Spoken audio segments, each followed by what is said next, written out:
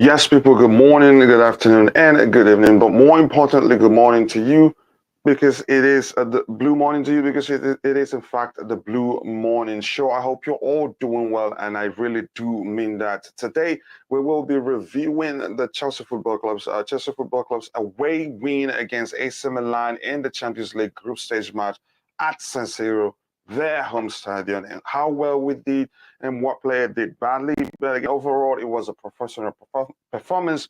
But we will get to that in a bit. Sorry, I'm still sounding like I'm still sleepy, but it's okay. Again, I will get there with a bit of sip from my coffee. So sit back, relax, and let's get into the show.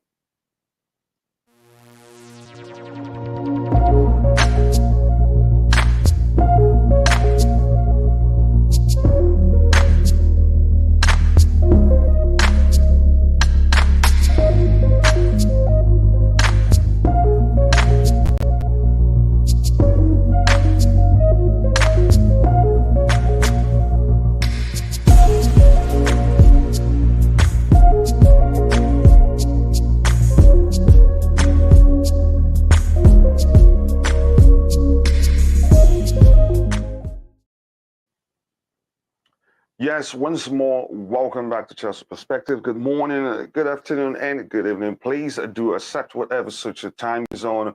Once again, it is the Blue Morning Show, but today specifically, we'll be reviewing the Chelsea Football Club's away win at San Siro against AC Milan and specifically in their stadium. It was a professional performance overall. We'll take a time, go through the players' performances individually, the manager's performance, Raheem Sterling's performance, and Mason Mount, why he may well be, again, the most disrespected player in Chelsea's football club's history. So sit back, relax, let's get into it.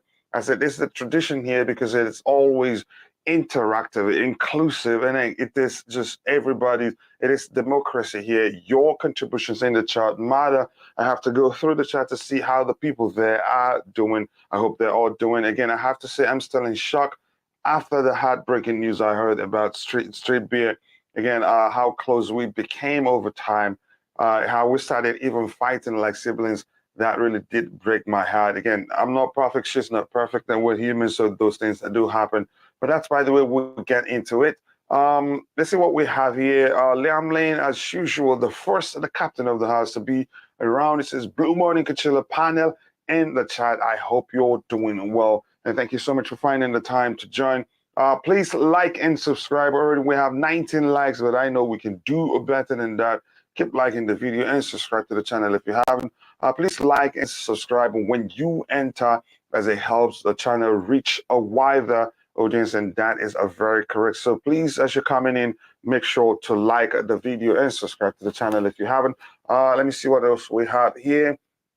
TC says, hey, coach, I'm just trying to find a way to confirm this is the TC that was a mod in the channel, because we did some cleanup. A lot of people was demodded again and start remodding them again, but I have to find out you're the one. But if that's you anyway, at this point, until you confirm via Twitter that's you, I'm not going to mod you. I'm not going to make the person a mod. There's a risk there again, but if that's you, I hope you're doing well. Santiago Munoz, I hope you're doing well. Morning Coachella panel and chat. How are you doing, brother? I hope you're doing well. Hi, again, saying hi to Santiago. Again, again, it was yesterday at the San Siro Stadium in Italy. It was everywhere again, but we'll get into that. It beats a few more stuff to get to. Hi, Liam Lane again says Santiago Munoz. Big up Blues. Big up to you too, Giovanni Jafta. Aubameyang is just a clinical, like, again, Thiago Silva. Oba gets better with age too. Good to see. And again, I must highlight that before talk about the performance of Koulibaly. What a game he had yesterday. Again, it just looks like again he's played with the team for years. Again, like I said before, I don't think the days people were concerned that he hasn't adapted to the Premier League, that was really the case. I think it was a matter of us, haven't made too many changes in the defensive line, so they weren't. We didn't have a proper communication between them. Let me say proper chemistry between them, but it's gotten better. Again, as he plays more games, you can see that it's coming into his own and showing some good performances. Excuse me. Sorry about that. Again, if you're watching, if you're just coming in, take a second to like the video and subscribe to the channel if you haven't. Let's try and get it to 100 100 likes as soon as possible. We can do that, but only if you believe we can. The likes come from you, and I can't like the video myself, but I know we'll get there. So thank you very much. I really do want us to start this conversation by talking about Mason Mount. Again, the argument again, how should I say just he's underrated, and how people judge him unfairly. Because some people say again, don't believe he's that good enough. But again, we forget that really we've overplayed him, and that comes down due to his industry, due to how committed he is whenever he's on the pitch, whenever he's playing for Chelsea, he's on the pitch. You can say he's one of the most, almost always one of the most committed on the pitch, even when it seems like, again, he's tired mentally. I put him on the pitch, you'd still see him give 150% on his day. Again, on any particular day, the only thing that will show you that something is off is his final decision making, which shows you that he's mentally tired, and not that he's not a bad player. And something else again is worrying. It just seems as if people don't look beyond his industry. That stereotype that it's about, again, it's about the energy he brings to the team. It's about the industry, nothing more, nothing less. I think I totally disagree with that. He's a player that is very, very technically gifted, but just because he just seems as if managers also seem to value his industry much more again than his technical ability, than his creative ability, because he has all those things in his locker room. But unfortunately for him, again, a majority of the fan base and the managers themselves don't look beyond his industry. And he's a guy also, you could argue, a very intelligent individual and still young. Let me be sure I'm going to give you his correct. The most would be 23. Again, even if he's 23 already, at that age, he's still developing. But unfortunately for him, people, when they try to make that decision to judge him, they look beyond his age. They don't look at his age, and that's a dangerous. Again, we expect him to be, to be, showing the level of maturity, or again, game playing in-game maturity that we see from players who are in their late 20s or 30s. He's still just a 23 at most. Let me check his age just to be sure. Give me a second. I don't want to be gaslighting here unintentionally. But again, it would take a second. I will find out now. Okay, let's see. Just quickly give me 1 second. Yep, just 23 years of age, which means he's still developing. And if you paid attention to Graham Potter's comments regarding Mason Mount, again, he part of it says something in something similar to, again, his interest is to see what he develops into, again, which means the manager himself recognizes that he's still young. 23 is still very young. He's still developing, but unfortunately, Chelsea fans again, they don't look at his age. They look beyond his age and judge him, and they come to the conclusions that he's not a good player. And that's only, again, there's something Uggs used to calls flip flop, and that's something they only do when his form drops. But when he's firing on all cylinder, nobody talks about that. It's just quite an unfortunate situation. But here's the thing, again, I'm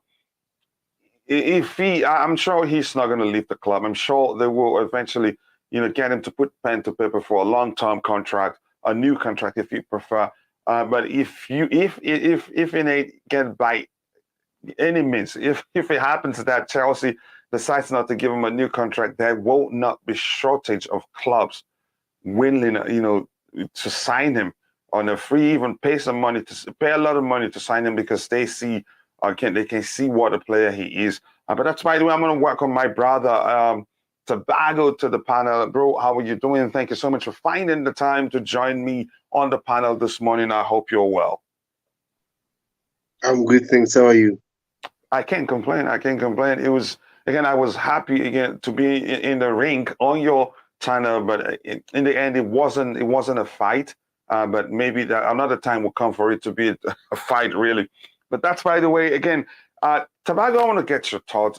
It's again, you could say I don't know. I think I'd be right to say it's over time. It's you could say it has become hate, because we have some people in the community proudly saying change their name, their YouTube name, to something like Proud Mickey Mouse Hater, Mickey Mouse Out, Mount Out, and all those things, which they have the right to.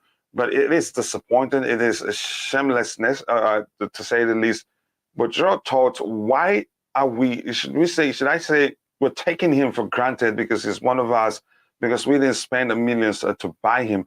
What is the problem? Where is the disrespect for Mason Mount coming from? The problem with our fan base, when players are not doing well, we call them names. And then, to be honest, that is wrong. We need to support them. We need to tell them that they still can do it. But with us, we call them name, and other fans will say Mount out. And they're not doing this to Mount only, likes of ZH and policies and stuff. But again, when they score... It is more like a culture. Yes. It's more like it's become a culture at Chelsea. Yes. When they perform, oh, what a good performance. And then when he's not doing well, they call him name. So at the end of the day, they're also human beings. They have difficulties, they have problems, so we need to support them. And I'm glad that we have a manager like Graham Potter that when the players are not doing well, they can go to him and talk about their problems, and then he will help them. So we have fan base, man. We said it before here, like they always call a player's name. Even for Lukaku, we didn't like Lukaku what he said, but we never called him name. What we for our fans? They called him many bad names, which is wrong. Yeah, would you say? I think this may well be the case. Would you say again? That culture, of not giving players time, of always calling for the club to let the player go, because you could say without the fans, turning against the players. In most cases, you could say a player like again, you could say yeah, Morata wasn't perfect, but the fans didn't help. Again, Timo wasn't perfect, but the fans didn't help either. Lukaku wasn't perfect, but the fans didn't help because these players they do see the behavior or attitude of the fan base towards them, and that can help make things worse. But if you support them, and again in their worst moments, it can help them again start doing well. But again, you can say the reason we developed that toxic culture was because we had an owner then who led the way. You could say who led the foundation for such unacceptable behavior to materialize at Chelsea to even at the point that it became a culture. That again, you could say the behavior of just when players again we pay so much money for under a year don't fire on all cylinders. Next thing you know, we'll sell the player, go for another player. So again, it's more like a parent spoiling a child. They're paying attention to what you're doing, and they will eventually start behaving like you because the child learns from the parents. And in this case, the fans are more like the children. And Roman, under Roman, he was the father then. Whatever he does, we like it. Even though sometimes I know sometimes we grow attached to some manager, but sometimes again we're the ones that start. We're actually the ones that start calling for the managers to be fired. But let me get what we have in the chat. I'll come back to you already to find out what you think. Maybe is the toxic culture again is something that developed under Roman Abramovich, and it's not going to be again. It will not be easy for it to go away. I think it will be there for a while. Maybe as a generation of fans change, or maybe now that we're under a new ownership that we believe are planning to keep a manager for a long time, and we're seeing a structure, a development that shows as if we're going to have quite a lot of players for a long time, no matter how they're doing, and with a manager who we believe are going to work with them to get the best out of them, no matter the situation they find themselves in. Maybe that changes everything, changes the behavior of the fans. But just give me 1 second, I'll be up with you again. I've read this one. Yep. And this one here from Giovanni Sapta also says, but still want to see Kepa being tested more, again, by the opposition to see how he copes. Again, a better header from Giroud would have been, again, a goal. Again, I've seen goalkeepers, even though the ball comes straight to them, it still go in. I just give him credit for stopping it. And I'm thankful Giroud didn't aim for a further angle from him. Again, so I'm not just going to, here's the thing, whether we like it or not, I'm just happy that Kepa Arrizabalaga, that he's doing well. No matter how you see it, again, he's a good goalkeeper. He's gotten his chance, just support him. Do I want Mendy to be out and out forever? No. I know Mendy is equipped to do even better than Kepa Arrizabalaga is doing. Maybe you could, yeah, obviously there are areas that they differ from each other, but please, if you're in the chat, again, talk about the current topic so we're not going back and forth. It can be exhausting to be switching between topics. Right now, we're talking about Mason Mount, why some fan base I don't think is good enough for the club, why others, you could say it is blatant hatred for the player, who you could say, again, gives his heart and soul whenever he's on the pitch. Even on his worst day, you'd still see him running, again, pressing, returning to defend. You can say, again, even though we don't see it, he hates to lose. In his Chelsea, through and through, we're talking about a kid also, but again, we're not even talking about the aspect that, again, his parents or his dad wanted him to leave Chelsea because they don't see a path for him from the youth team to this Chelsea's first team. But he kept saying then that he's going to make it at the club, and he was patient, went on loan in the Dutch club, Vitesse, how do you say his name, and then to Derby County, paid his dues, and and it's serving us well. But unfortunately, most people, because we're spoiled, some want him to be sold. Some think it's not good enough because they've seen patches of performances again, that they didn't expect to see from him. But at the time where he was firing on all cylinders, it was all praises for him. Again, like I said, it's gone beyond critiquing a player, or because that's natural. Yeah, you have every right to critique a player, but don't go to the measure where again, whatever you're saying is coming across as hate. It is really dangerous and shameful from our fan base, to say the least. Good morning, everyone. Again, Amy Ada. Good morning, everyone. Again, I must confess, I stopped watching the game after Tuchel was sacked. However, I am now beginning to fall in love with soccer again. Good to hear. At least you didn't stay in the community and be throwing tantrum again, like saying some that you can say they're good get-to stuff, or hating on the on the hierarchy, for having sacked him. Yeah, I didn't like that, but I moved on from it again. Even though I wanted them to remain at the club, but again, it's business for the club. They don't see it working between them. They had to let him go, get a manager who they believe will be more open to communicating with them directly than Thomas Tuchel did. But I don't want to get into that. But I understand. I think you handled it well. Again, you're back to loving the club. You like to support. Again, hi guys. Again, we are improving by the day. Up Blues. We're seeing quite a lot of you can say a lot of improvements in the team. The most you can say the most obvious, the most pronounced of the improvement I've noticed on the Graham Potter is that again we see more vertical passes than players are opting for safer options like going sideways or backwards and all that. I think we've seen quite a lot of improvements. We seem to be more direct on the Graham Potter than we were on the Thomas Tuchel. Thomas Tuchel, his approach is slightly different. Yes, the managers are common. They have some stuff in common in the sense that they play for at Chelsea at least, Thomas Tuchel played predominantly with a 3 at the back formation, but in most cases he employs a hybrid approach where in transition we see a different structure. When we're defending, we see a different structure.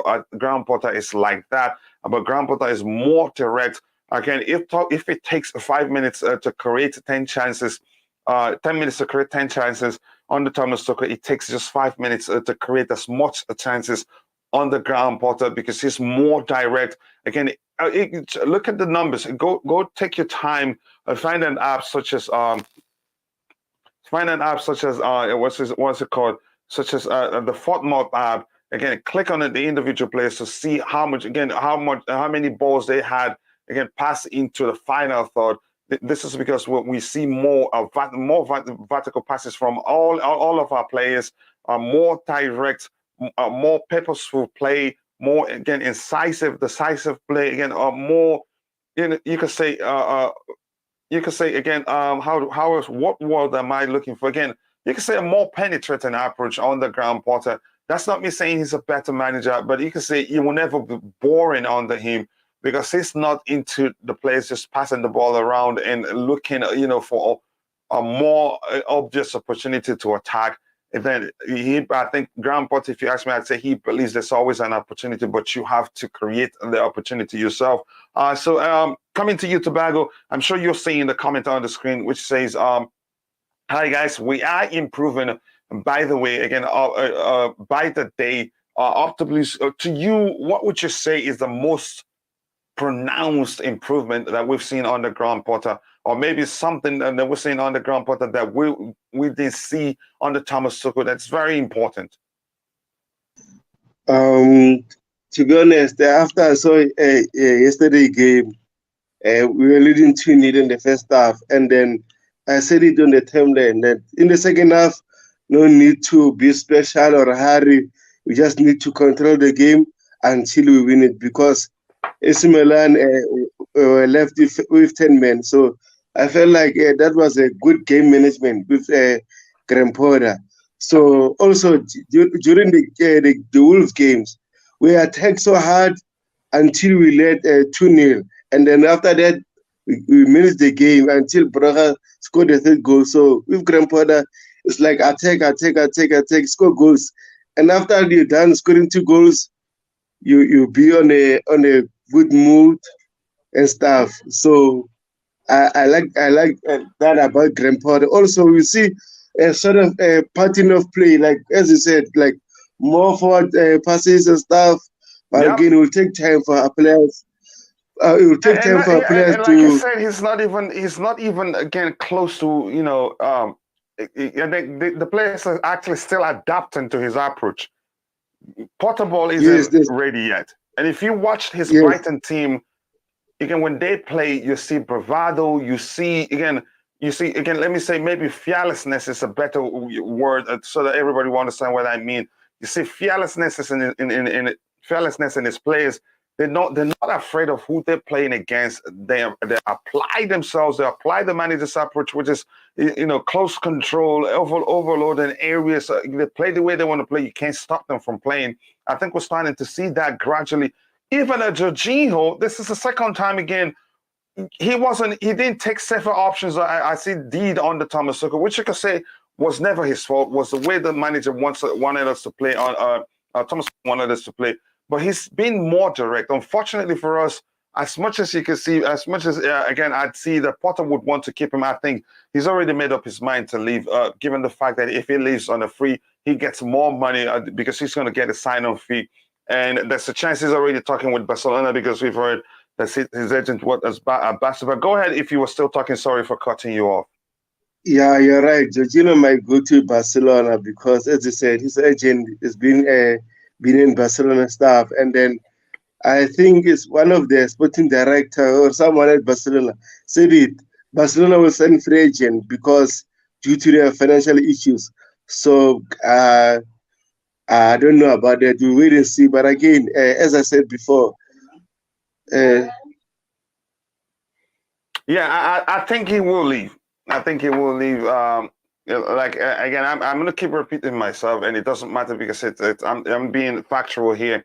It is business for the players as much as it is business for the club owners. Or players want more money. And in the case of Jorginho, actually, it would be easy for him to decide to leave.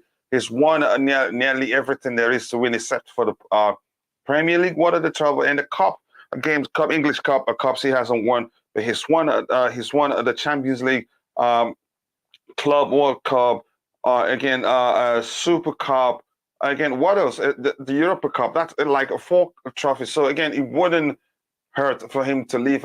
You can say go for a greener pasture, maybe earn more money and fulfill the dream that is, you can say, very common with Brazilians. I know he plays for Italy, but he's first of all a Brazilian. The dream of playing for either Real Madrid or Barcelona, and I think he'd make a perfect addition for. Again, he'd be a perfect addition to the Barcelona a squad. Given that Busquets will be retiring soon or leaving the club for MLS or some other club for greener pastures too, I think he'd do a good job for them. He does again. I wish him well, but the fact is, again, I've saying this for a long time now. I think Jorginho, he's already made up his mind to leave, knowing fully well that if he gets to leave on the free, he'd make more money. Again, thank you guys for 26 likes. You guys are absolute legends. I appreciate you all. Let's try to get it to 100 likes as soon as possible. Again, since the transfer window shut, we haven't been able to reach 100, but we did that yesterday. So thank you. Thank you for all the support. Like I said, we've grown from a channel to a community, and we keep growing, and soon we'll reach 7,000 subscribers, and it's all because of you. So, but do me a favor also, if you haven't followed Chelsea Perspective on Twitter, please do that. Again, take a second to go to Twitter, follow Chelsea Perspective Twitter account. Again, do that for us, please. It means a lot to us. Follow us on Twitter, on Instagram, on TikTok also. Plus, please do not forget to like the stream and subscribe to the channel if you haven't. Thank you. Thank you so much. Leander here says again, if people concentrate on the club rather than individuals, players would be better off and not have this again happening. I support the club and have no individual player preferences, and as such, I'm sure you're not into, even when you don't like a player's performance, you don't go to the measure or extent of slandering those players. I don't think it's good. Again, you could say I disliked Lukaku's behavior so much. Then again, I could just turn into become shameless myself and start slandering him, but I did not do that. Here's the thing again, people, it shouldn't be like that. I think we don't help our players adapt. Actually, in most cases, even in few games into their Chelsea career, or a few games into their emergence as again from a youth player to a first team player, we don't give them time. Gallagher missed a penalty during the during the preseason, and people started calling for the club to let him go. That's how shameless and that's how spoiled we are. And you can say, like I argued before, the whole thing might have been again the problem.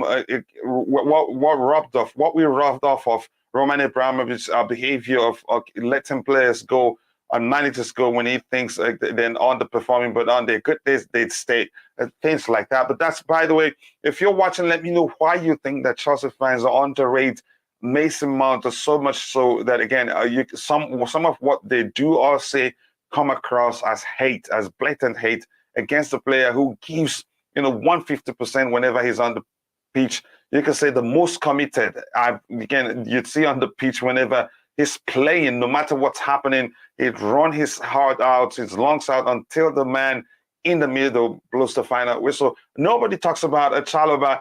He kept Leao quiet. Again, the combo of him and Reece James, not just him. We will get to the players' ratings one by one. I think Chalobah, he did a very good job, and I still argue defensively, I think for me, he's better than Wesley Fofana. And that's not me saying Fofana isn't a good player, but just calm down. We'll talk about it one by one, and please try as much as you can to talk about the current topic so we're not going back and forth.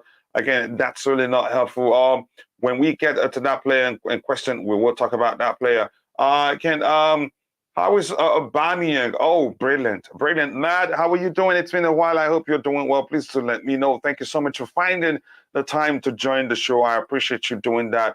Again, Aubameyang, he's been brilliant for us. I knew he was going to be, again, a super addition, a good addition to our squad. And yeah, he hasn't proven me wrong.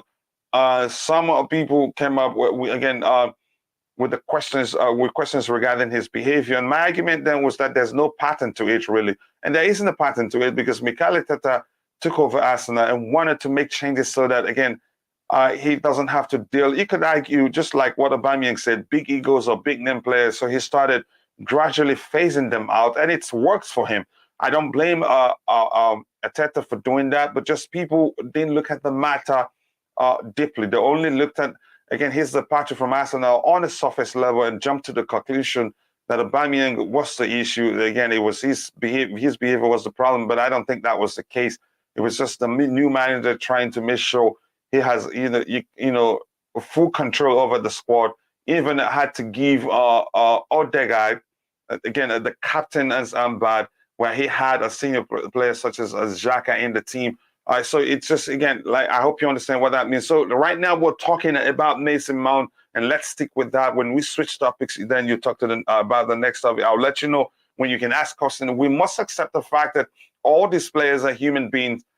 That's delicious. That's a delicious way to start this comment. All the players are human beings, and humans being, again, when they get tired at any time, as fans, they get tired because, yeah, they're humans. As fans, that is a time they need our support.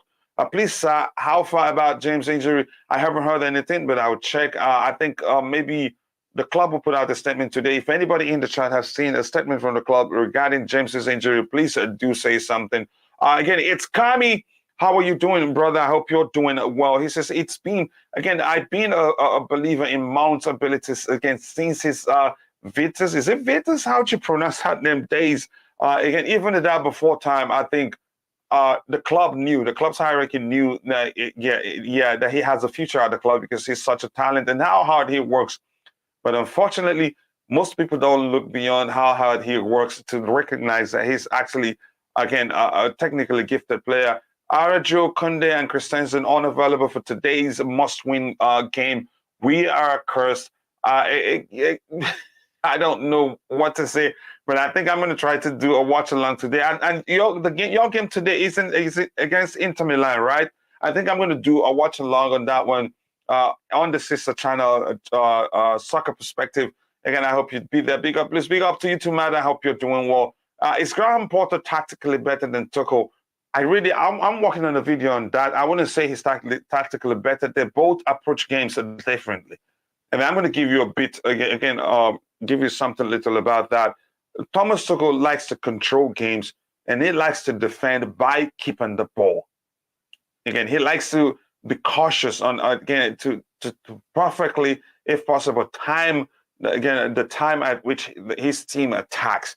He doesn't want to risk it again, do it, and it being a risk of the opposition team getting a chance to counter us and score against us. But for Graham Potter and under Thomas Tuchel, you see more safer again passes from the players going sideways, backwards, and sometimes it's just unnecessarily bringing the ball back. But on the ground, Potter, as you can see in the few games that the players have played under him, you've seen more vertical passes from each of the players, more direct play, more purposeful play. Again, even yesterday, how many times you didn't see the ball go backwards unnecessarily. Whenever we pass the ball, 99, you can say 90% of the times at least, it progressed a bit. Again, surprisingly, Jorginho, again, he's progressed the ball more than usual on the Potter. Even you could say more than he did on the Sarri actually. So that's a huge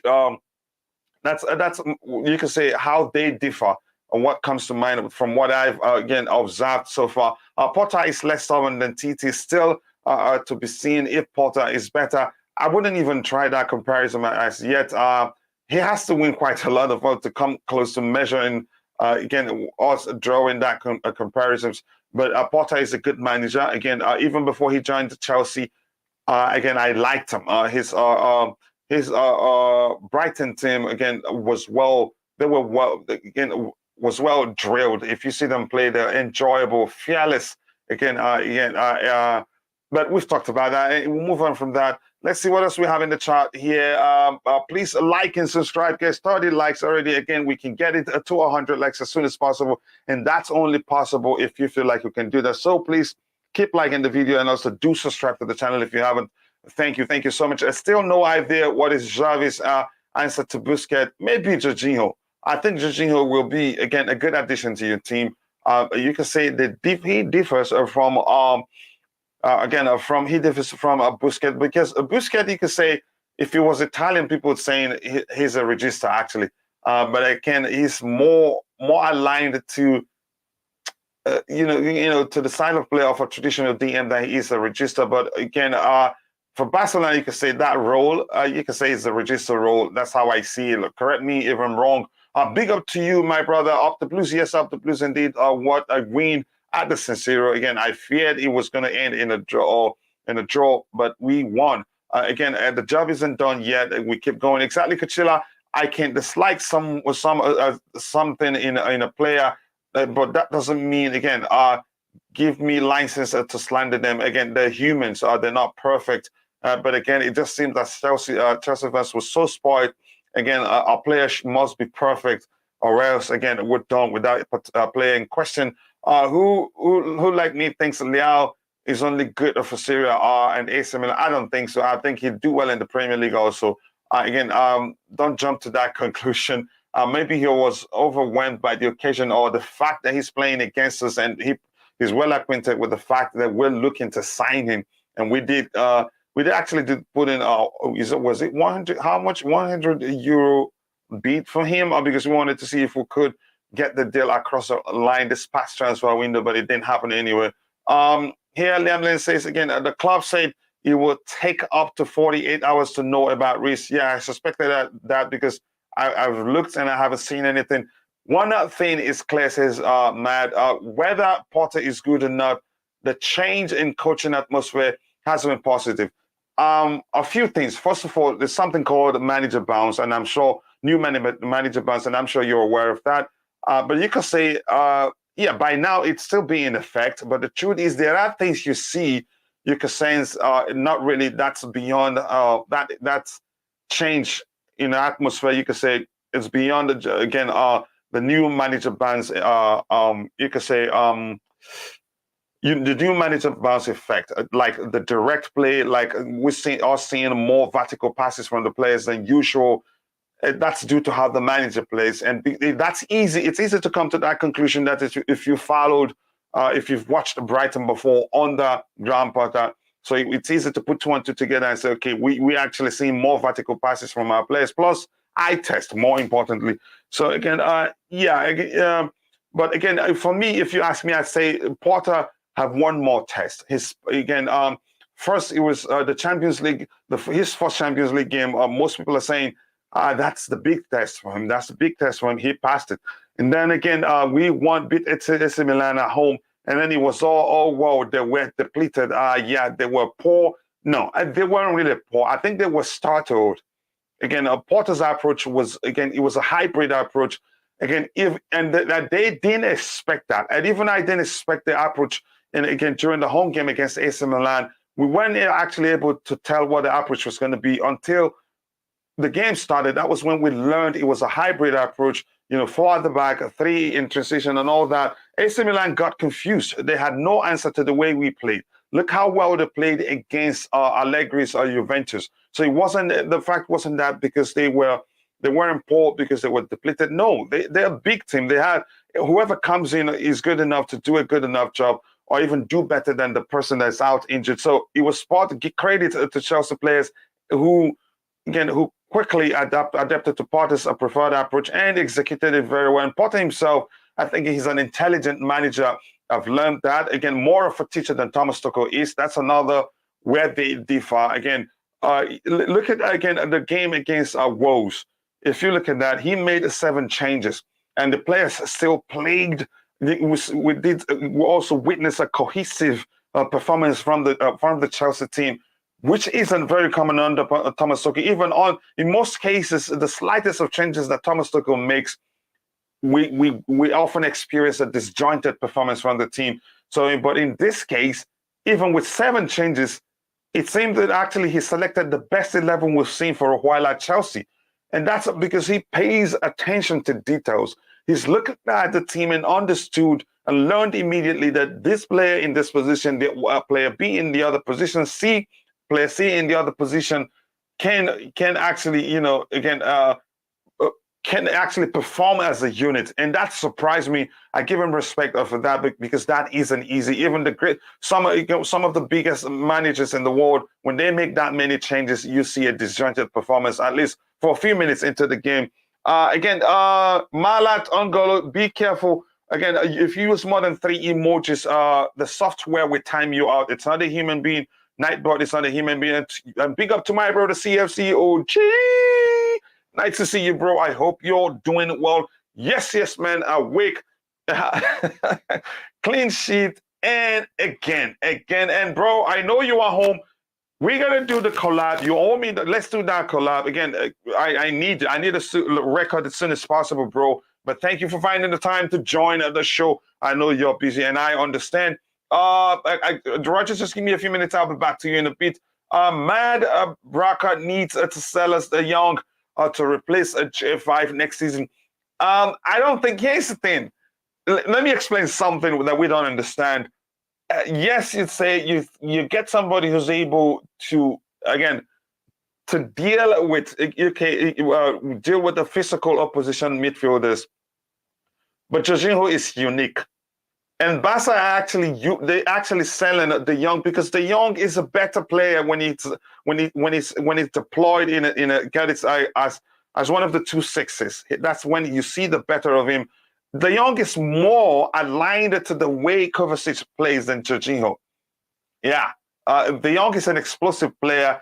He's not that cool. You could say cool-headed in terms of helping you control the tempo of a game or control a match, and that's probably why Barcelona are looking to sign Jorginho and will end up letting De Jong go, or maybe find a way to help them work together. Yeah, so De Jong isn't the answer to Barcelona to Busquets.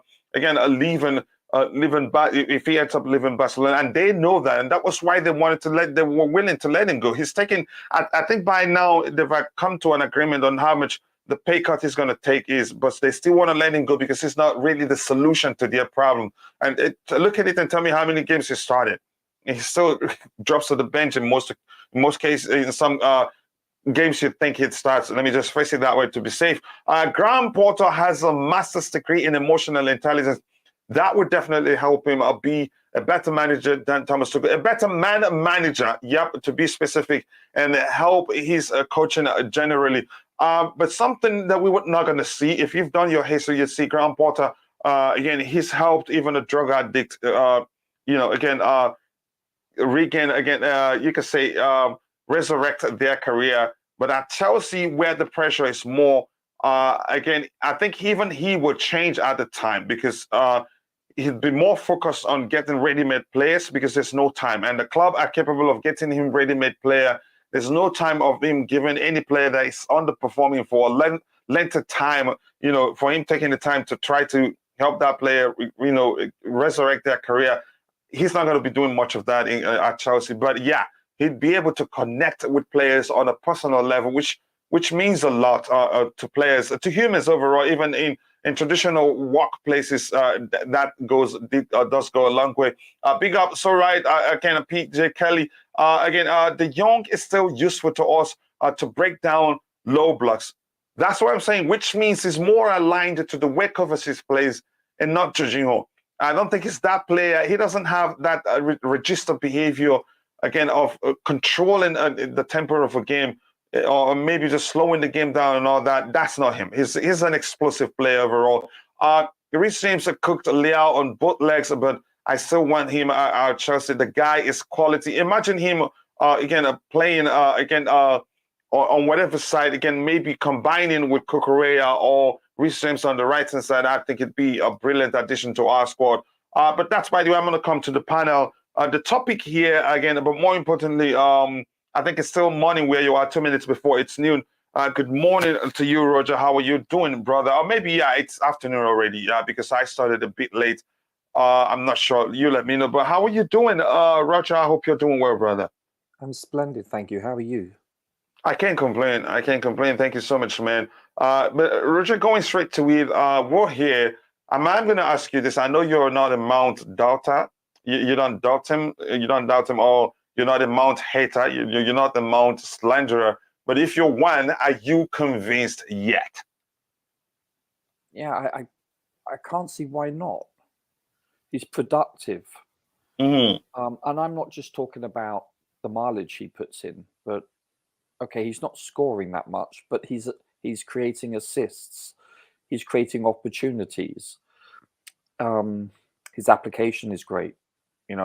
He covers very well. He basically shuts down from the front what is asked from the front three. He does it very well. Mm-hmm. As does Gallagher when he replaced him. I think Mount is a very productive person on and off the ball. He's technical, and his football intelligence, you can see it's growing. He seems to be creating a chemistry with certain players, especially with James, based on the fact, obviously, they've been playing together since they were like 8 or so. So they have that built-in chemistry, and that's beginning to show on the pitch. So I rate him highly. I really do. Not because he's English, not because he's Chelsea. If he was a Portuguese player playing for Liverpool, I would say the same thing, based on my observations. It's just the fact. You have to give credit where credit is due, and you have to critique when it's warranted. And from my objective point of view, looking at every game, I've just finished watching the game last night. I watched it a second time this morning. Yeah, I do that. I rewatch games all day. That's when I enjoy it the most, and that's when you see nervous. stuff you didn't see when the game was still on. Yeah, certainly, especially when it's a big game and you're nervous as a fan. So I looked at it more objectively the second time, and yeah, I thought he played very well. I don't understand where the criticism comes from the fan base. I think he's a solid player. As I said before, I don't think he deserved to be Player of the Year for us last year, but he would have been the close Yeah, second. let's not start that fight. No, You're no. not going to win that one. It's not a fight. I'm just giving my. No. We call it a fight, and I know it's not a fight. It's just a debate at most. I'm just showing to you that I'm not so pro. I'm just being objective. That's all I'm trying to illustrate. No, just prove you're not biased. Yeah, exactly. I thought Silva was better, but I'm just showing that I don't think that Mount is the god and be all and end all. I'm just being objective. I think Mount is going to be a legend for us if he continues this trajectory and plays for us for the remainder or the majority of his career. If this transpires, he may not. You don't know, but if he continues as such, he will go down as probably a club legend. Yeah, I'm going to catch up with the chat, and when I come back to you, I want to find out from you, why do you think, people, it seemed to be easy for people to just turn against him, to not agree, not even pay attention, even whatever the numbers say, they don't care. They just hate him, again, because the thing is, maybe they don't know that whatever they're doing or their, unacceptable behavior towards Mount, even though he could, I'm sure he doesn't care, doesn't even read it. People it doesn't seem like they look at his age. They just look beyond his age. They don't, realize that he's still developing. He's just 23. Maybe if they pay attention to what Graham Potter said, saying again, he's looking forward to see what Mount develops into something similar to that, which means he recognizes that he's still young. But we don't see that, maybe because we've seen him go to Vitesse, go to Derby County, and he emerged as a senior player from a youth player early in his age. Just the same case as Callum Hudson-Odoi. All the young players, Trevor Chalobah, we have in the team. We seem to expect them, to see the young defender to be performing at the same level as Thiago Silva, the attackers at the same level as Lionel Messi. Even Lionel Messi himself picked Mount as one of the young up-and-coming players. Was it 2 years ago or so? But let me catch up the chat. I want to get your thoughts on why it's easy for people to just start judging him without, looking at how old he is, really recognizing that he's still developing. Again, Giovanni after here says Mount is still a good player. Any big club would love to have him. Don't see why he's being criticized unfairly. To criticize a player is natural, but unfairly. Don't see him leaving the club anytime soon. I don't see that happening too. I have zero complaints about the player. The truth remains, if by any chance, again, any other clubs in the world recognize that we're not serious about offering him a new contract, they tap him up. But I know other clubs do know fully well that Chelsea are not going to let him go. That's something you don't have to. Again, they recognize this. It's as simple as that. I hope Barca again let him go after he's done with his World Cup. The question will be: would we still go for him? Would Graham Potter still want him in his team? So the chances are Thomas Tuchel was the one that really wanted. De Jong. I know he's the player you're talking about. Big up Giovanni Jafta. And bro, don't forget, whenever you get a chance, share the link to your channel so that people can go check it out and subscribe if they haven't. And that's each subscriber you get from here. You owe me a bottle of beer. You know that already. The cooler sells. I'm not sure we should wait for Michael Edwards. Again, if he wants to come back to football, again, in the summer. Here's the thing.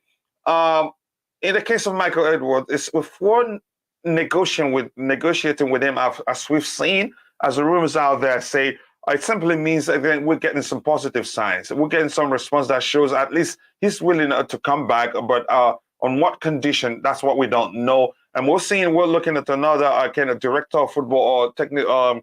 I'll look at it. I got an update from Liam Lane and also AD Blue for Love and my brother Tobago too. So, but I'll get back to those. Up Chelsea for life. Bright Irubo, thank you for joining the show. Up Chelsea, indeed, we did well. And Bright, if you haven't, please like the video and subscribe to the channel if you haven't. Big up Chelsea OG. Hope you're doing well. Again, Reece James always be cooking. I hope he's back for United game. I hope so. But I think he'd be back. I don't think it's anything serious. When he was walking, it doesn't look like it's anything serious. Maybe taking him off was just a precautionary measure so not to aggravate it. Because again, we were only reading what we leading 2-0 then, and Milan, they had the player sent off already. So again, it wouldn't make sense to leave him on the pitch and maybe aggravate the injury. People don't see that this is ground important, not a Tuchel. Why are they criticizing Mount?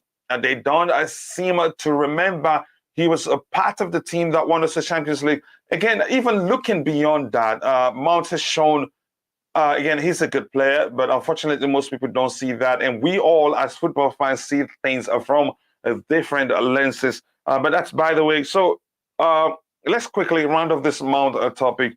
Roger, why do you think it's easy for people to judge him? Is it because we didn't, he's not a player we signed him for 60, 70, 100 million or so? Because it just seems as if the numbers or how much we pay for a player get the fan base to respect the player even more. It could be that. You would expect this kind of criticism and divisiveness from the fan base if he played for a couple of years for, let's say, an Arsenal or Tottenham. You would expect that. You would expect maybe that kind of rejection. Do you understand? If he came from a huge rival. But since the fact that he's actually come up through the ranks through our academy, you would think that he would receive the same kind of love that Reece James does, etc., or JT, etc. I'm befuddled by it. I can't explain as to why this has transpired. I don't get it. I think it's non-deserving, and based on what I see. And I'm being objective here. I couldn't tell you. Maybe it's the younger generation. I cannot possibly, possibly. But here's the thing. As much as I'm not, again, you can say to me, if you ask me today, I'd say even if a research is done, you could say that comes down. You could say to the behavior that the Chelsea fan base rubbed off of Roman Abramovich's behavior of not being patient with anybody. It doesn't matter how much the club pays for you. I get that. Yeah. But you have to understand it's the Twitter sphere also, and it's just I can't relate to that kind of genre. I really can't. It's so much garbage on there. So yeah, no comment. I don't wish to be disparaging, so I don't get it. Yeah. Again, again, before we move on from Mount, if you're on the chat, if you feel like you know why Chelsea fans, it's easy for the fan base to easily, again, shamelessly start slandering their own player, not just Mount. You let me know why they think that is. Or maybe you will come up with what we think. Oh, yeah, that's it. That's the one there. That's what the answer is. But that's why they were bigger up blue, says my brother Mikael. Thank you so much, bro, for finding the time to join the show. Good vibes after a good result at the San Siro. And haters would still say it was because Milan was depleted. And again, it's funny how during the watch along show, I and IBC, because both of us are of Nigerian descent, and Tomori is of Nigerian descent. He has, again, could have decided, chosen to represent Nigeria if he wanted to, but he chose England. But that's, by the way, you could say we were being biased subconsciously, saying that wasn't a red, but at the same time, we wanted the penalties. It took me a while to say, you know what, it was a red. And IBZ had to go off and come back in and was looking for Bobby to tell him, okay, Bobby, sorry, I agree. That was a red. But that was funny too. Yeah, but a good win. Some will say it was because of the red card. Some will say, yeah, it was because Milan was, again, that depleted team, given how many players they have out injured. That I really do not think that's the case. I think we played well enough. Graham Potter, again, he's unpredictable, and his unpredictability is one of the things I like the most. I must say that again. We're exciting to watch. You can never say we play boring football under Graham Potter. No, you'd be lying if you say that. It's always like this. Again. And like I said before, if we're able to create 10 chances in 10 minutes under Thomas Tuchel, we create 10 chances under 5 minutes under Graham Potter, and I'm being truthful here. Just quickly, Tobago. So why do you think, again? What do you think the Chelsea fans are again that shameless behavior of slandering players when they're underperforming. Now, you can say it wasn't always like that for Mount until we overplayed him. Until again, for me, then I knew Mount was just overplayed. All he needed was to be given a break, just a rest. Because yeah, you still see him run until the man in the middle blows the whistle. You still see him, fight for the club. You still see that commitment. You still see that 150% commitment. That fight. That you still see a player playing for the badge. But the only thing that will show you that this guy needs a rest is this final decision that he was mentally tired. But the question is, why do you think Chelsea fans, again, they shamelessly, you could say, resign to slandering their own players when they need them the most? Yeah, but yeah, it's all cheers, it's all vibes, good vibes when the player is firing on all cylinders. Again, what do you think, Tobago? As you said, Coach, most of our players were overused under Thomas Tuchel and stuff. But again, And he was one of them. Yes, and I guess maybe like sometimes you can blame the coach, but again, maybe they were overused because he trusted them more. He know they can do what he asked them more than other players. So, but again, in order for him to do, and Thomas Tuchel maybe should have told the ownership, look, I need more players because I'm overusing a lot of the players. Or maybe they didn't back him. We'll never know and stuff, because in January I remember we were crying out for new players in Chelsea in order to refresh our squad, but we couldn't just get one. Instead, we've got Kennedy from a loan back, so that was poor from our old management. So I feel like some players were overused. Jorginho, Mount, Kai Havertz, a lot of players, can name them, all of them. So, but again, our Chelsea fans needs to chill, because at the end of the day, these players are human beings. I mean. Yeah, they're not perfect. They're not perfect, but again, I hope that changes because the new owners, even if at any time we stop liking Graham Potter, he'd be here for a while. And again, I'm seeing signs that things can only get better under him. I'm seeing signs that what we're seeing, it's not just because of the again, a new manager bounce factor. A lot more. Again, we've talked about that. If you're in the chat again, let us know again how you think Graham Potter differs from Thomas Tuchel. Hey, let me hear that again. I want to hear that from Roger himself before we move on to talking about other topics we have lined up. Some important updates again from the Chelsea Perspective community. I got one from my brother Tobago, one from my other brother Liam Lane. Thank you so much for those updates. I will get to them in a bit. Your thoughts, how do you think? I know you've heard me talk about that 1,000 times, but there's a chance you may have seen something that I haven't seen. But if what you've seen is just it's the same as what I've talked about already, I want to hear it from your own perspective. How do you think Graham Potter differs from Thomas Tuchel, or how do you think, again, the difference between how we played and how we played under Thomas Tuchel? We're not comparing the two managers in terms of who's better than the other. I know you know that already. Yes. Yeah, go ahead, brother. Yeah, I think there's subtle differences. I think Potter is more flexible. For instance, he recognizes when to play, for instance, with Wolves, he played with a back four.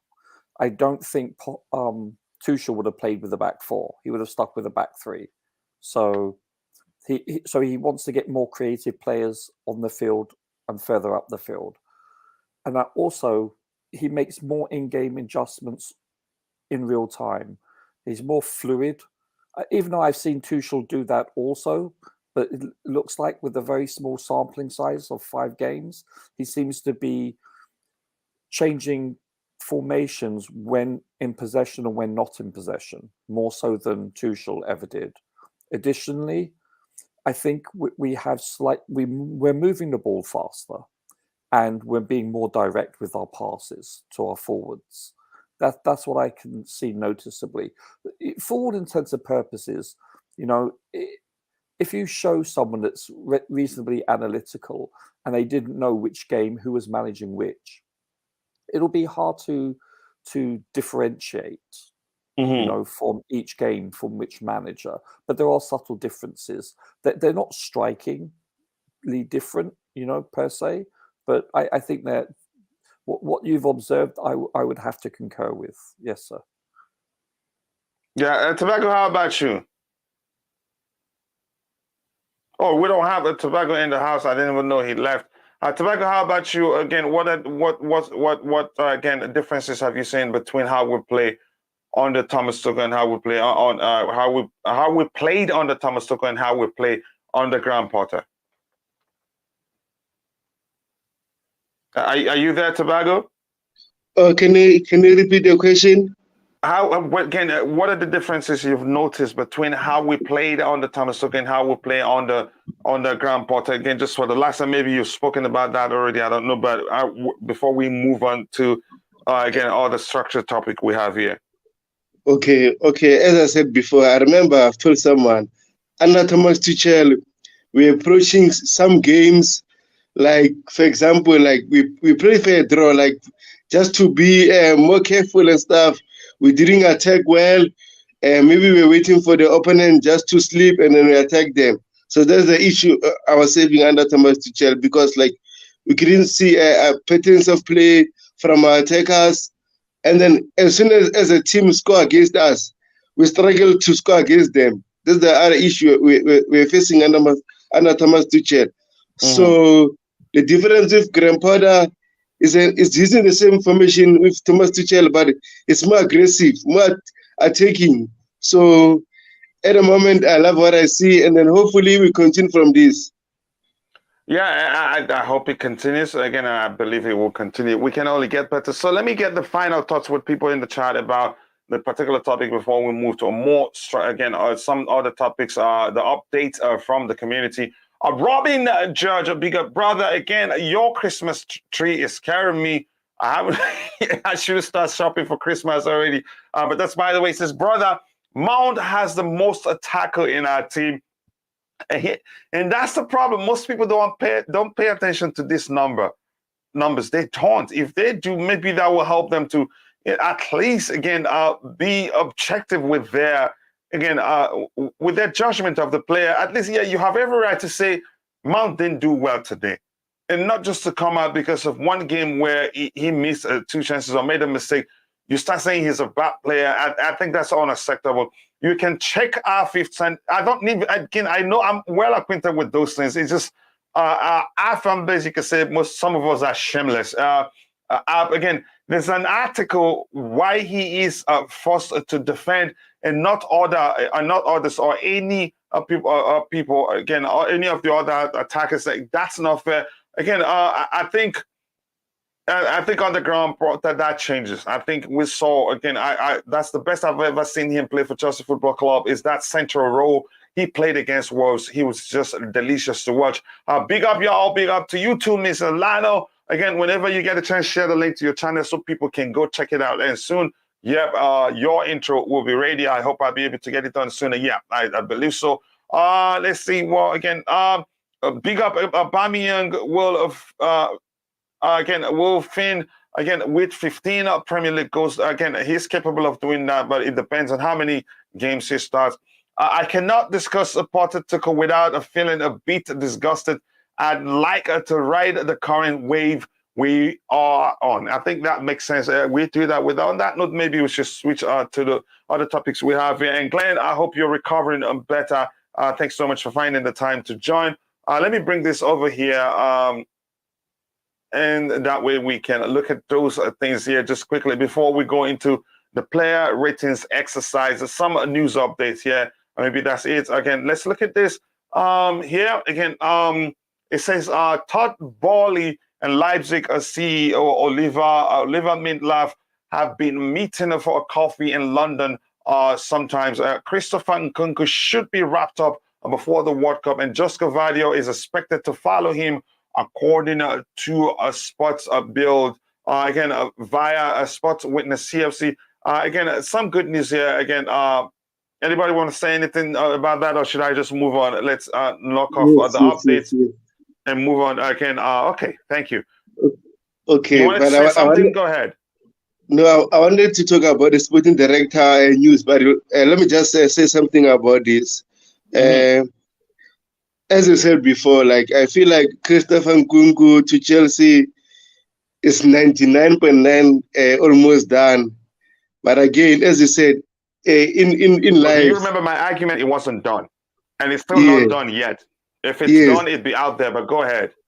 Yes, I feel like maybe is the reason is, as you said, like the release clause and stuff. But the news are saying like Chelsea might pay more to avoid competition and stuff. But again, as I said, coach, you have a right to beat me and stuff. If Nkunku is not coming to Chelsea, you have a right to beat me, my friend. No, you're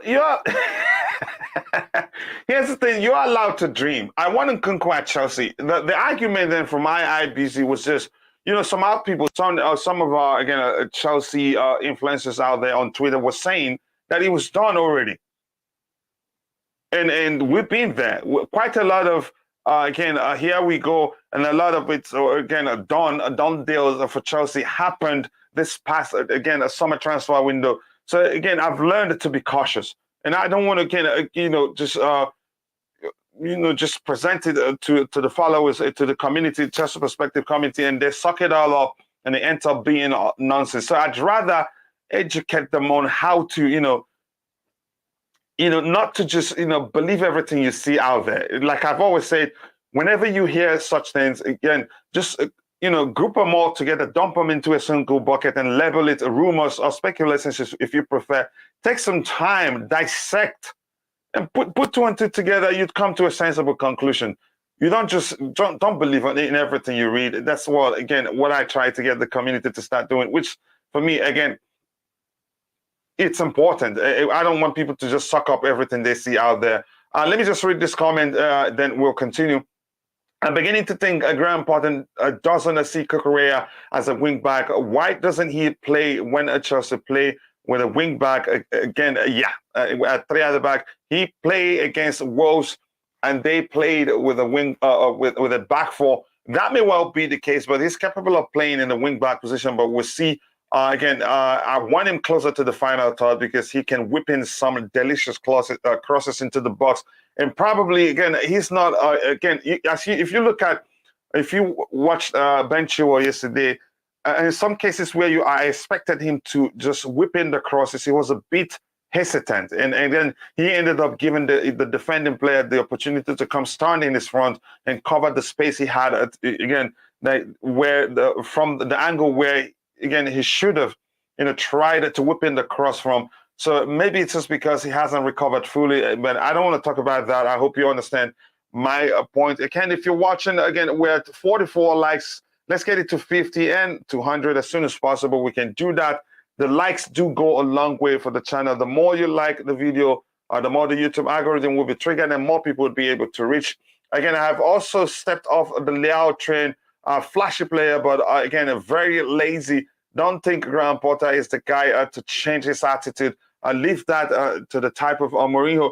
How about the argument that the way he plays may well be due to the manager's demand? They want him up there. He's an explosive player. They want to be able to counter opposition play easily because if you have somebody, again, standing somewhere near the center circle, or beyond the center circle, waiting, usually the counter is easy. So that may well be the case. I haven't watched him well enough in other clubs that he's played for to come to that conclusion that he's a lazy player. No, that's a chance.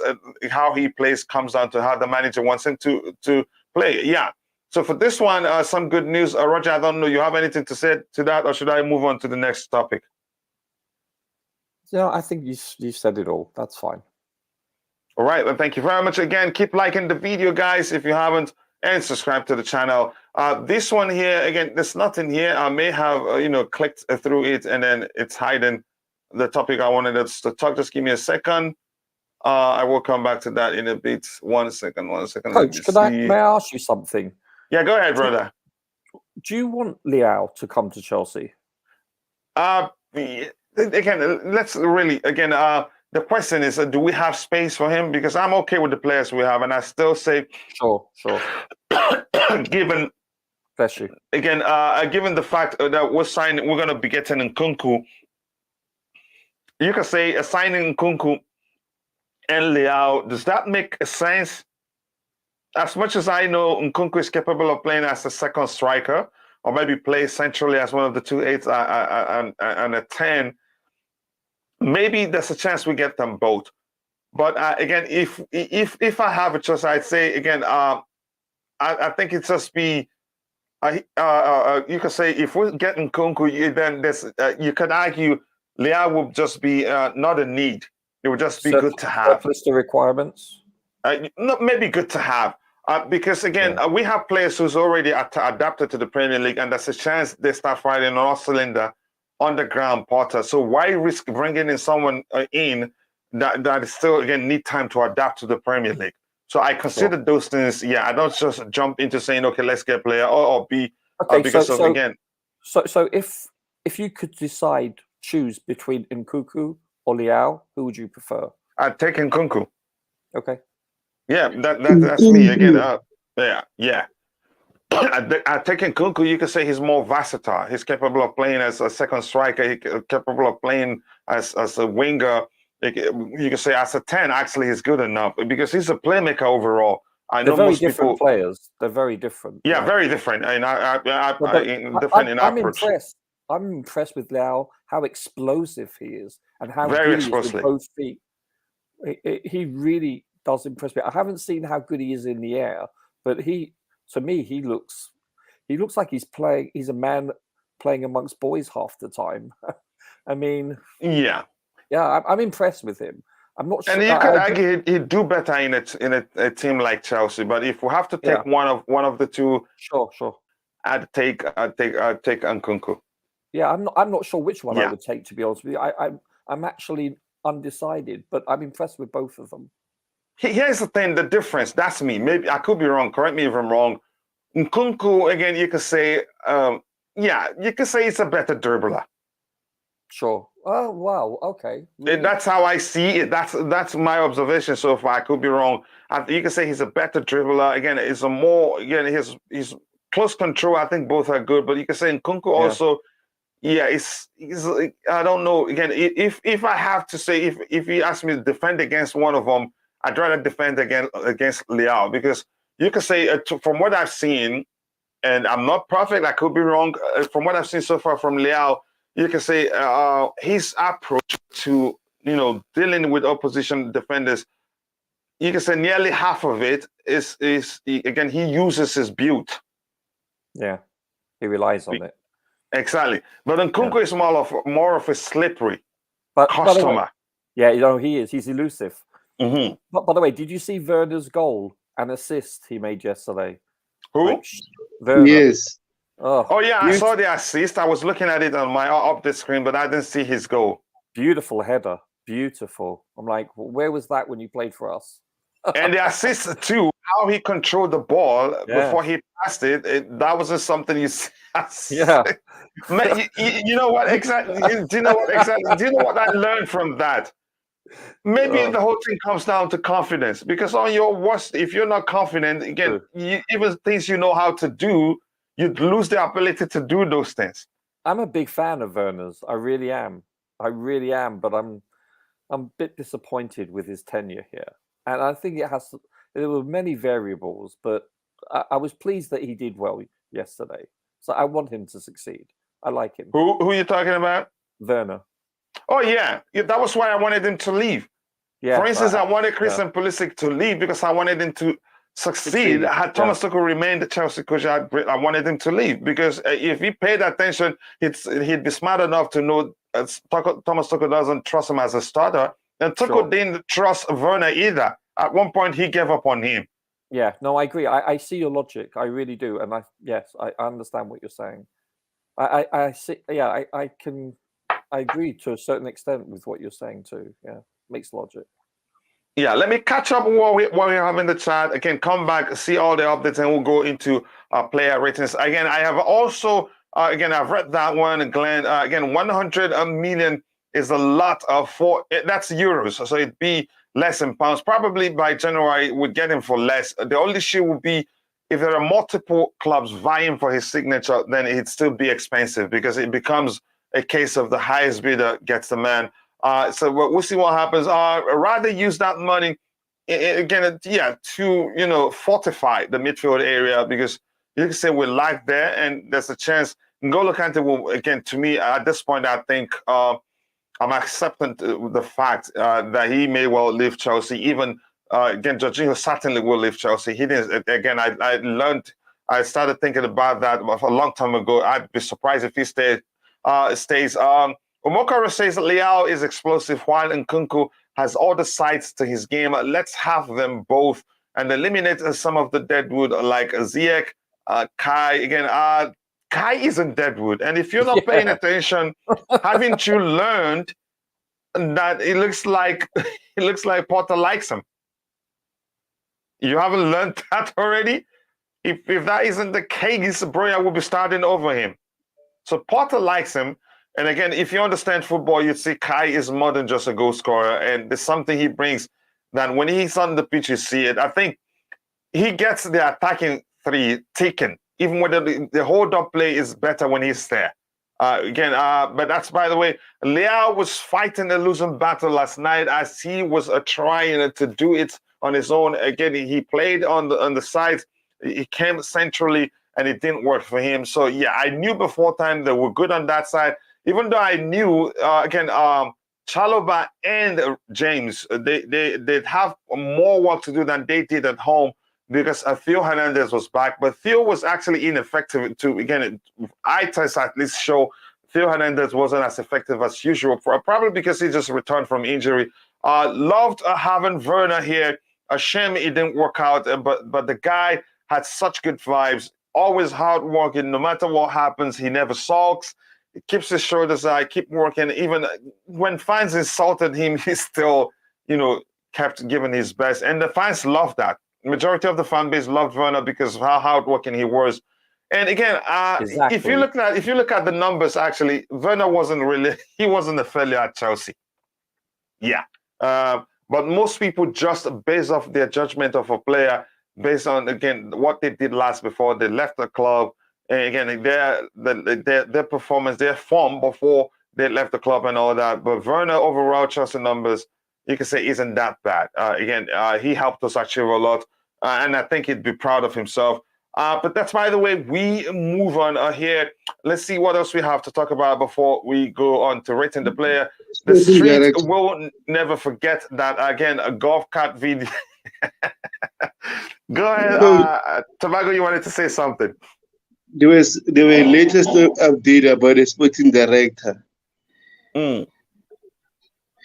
Yes, I sent you the link. Did you check it? Okay, I think I probably have it open. Let's see. If not, you let me know.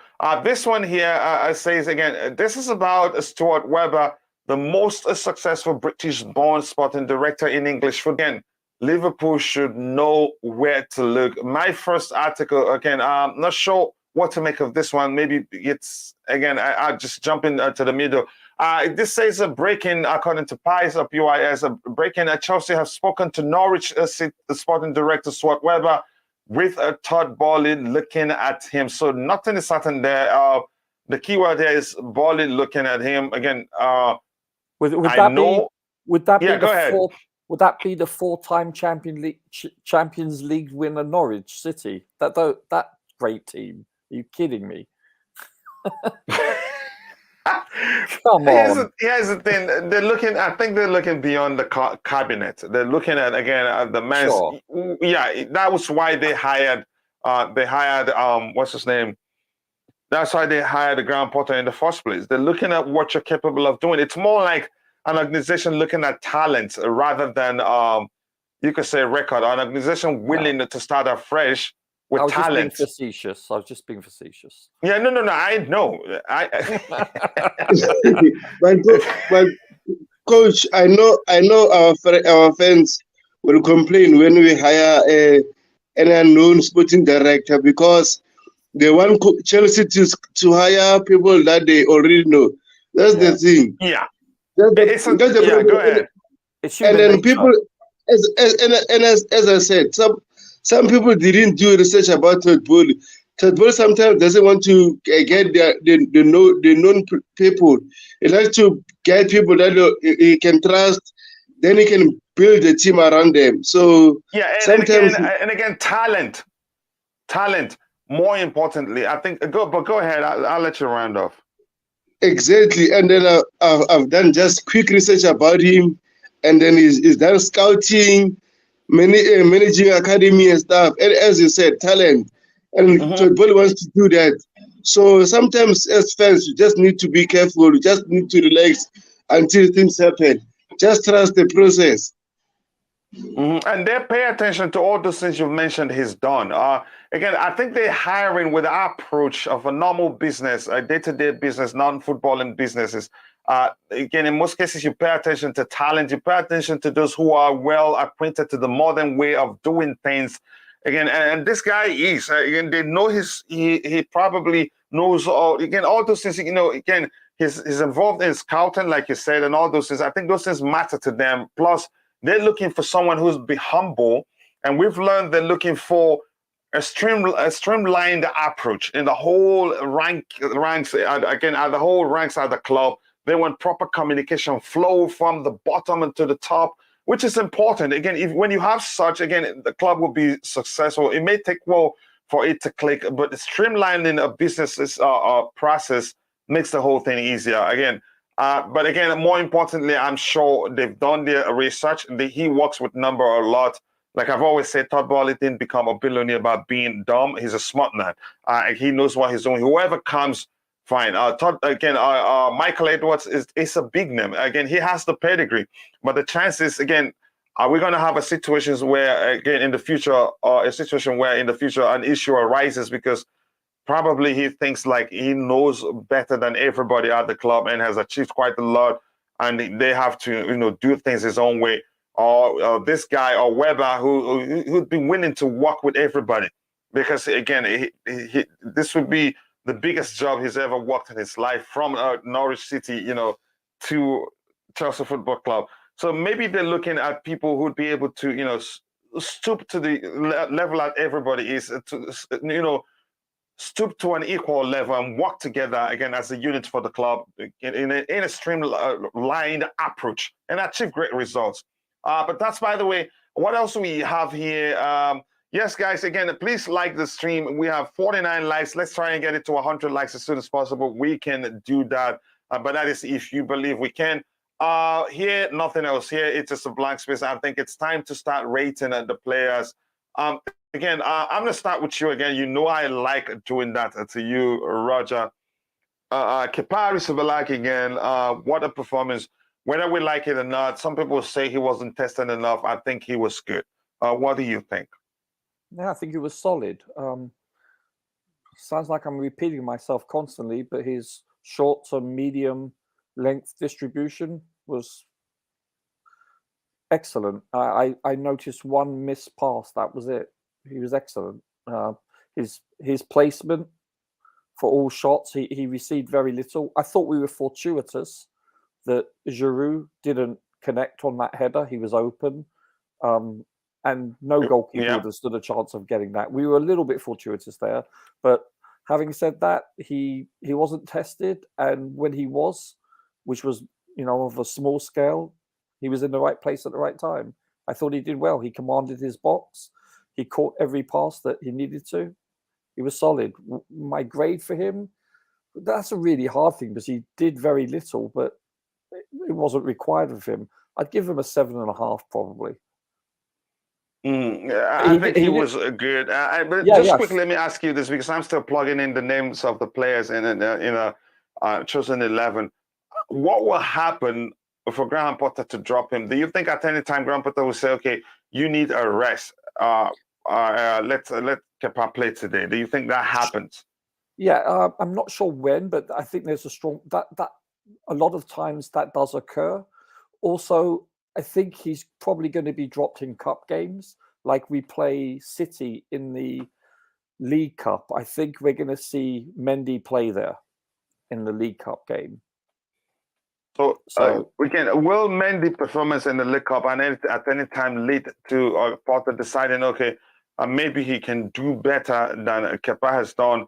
Without Kepa, you can say Kepa hasn't put a foot wrong. Again, it's very common. You'd see like the misplaced pass, for instance, it happens. Sure. So you're saying will Kepa lose his job without him being injured? Probably not. he just had a dig at me. I didn't mean it in that context. I swear. No, but go ahead. I get it. but I don't say. I'm bad. I'm not that bad. I don't. Oh my goodness! Look at how he did it to me. But go ahead. I'm good. But it's true. That's what essentially you're asking, in all intents and purposes. I don't think Potter will do that unless there's two things that will have to transpire for Mendy to get the job back. For on his performance alone, I'm talking about. That would be he would have to be an incredible shot stopper, which he has in the past been. Keep incredible clean sheets based on the fact that his goal is peppered and yet he keeps a clean sheet, and also his distribution improves substantially. And then it would in essence, it would take Kepa to have a couple of faux pas where he makes unforced errors, and then perhaps you will see that transpire. Other than that, from what I can tell, based on the first 5 games, I see Kepa will start in the Premier League and in the Champions League. And I think Mendy will be reduced to both of the domestic cups, from what I can see, apart from injuries aside, of course. And you really, I want to ask you this. I don't know if I've asked you this question Is before. it warranted? I don't know, because they're both very different goalkeepers, and they both bring qualities that each other do not possess. So they're unique, and listen. We have a luxury of 2 starting goalkeepers, so embrace it. I like it. Yeah. Again, let me ask you this: we're hearing the rumors that Slonina will replace Mendy, which I don't think that would be the case. If anything, Slonina leaves on loan. If the club is really planning to keep him, like some people are saying out there, which means one of the goalkeepers would have to leave. I'd say the most likely to leave will be Bettinelli. Of course. I'm not sure if the club will be concerned about letting Bettinelli go, in the sense that he counts as homegrown. But I'm not sure what happens really. What do you think happens if the club decides to keep Slonina? Yeah, I think we let Bettinelli go. As simple as that. Or we put him out on loan. As simple as that. I think if Slonina stays, I can't, unless there's a huge disparity in the contract talks between Mendy and Chelsea. And now, of course, it seems like that's the case. Why would you reject the offer outrightly? Yeah, that's a good point. But it can transpire. That can happen. You know, it really can. I think he's getting a fraction of what Kepa's getting, and I think Mendy warrants a pay rise. I really do. He's an outstanding. Most definitely. Yeah, do I want him to leave? No, I really do want him to stay. Can he go to another club?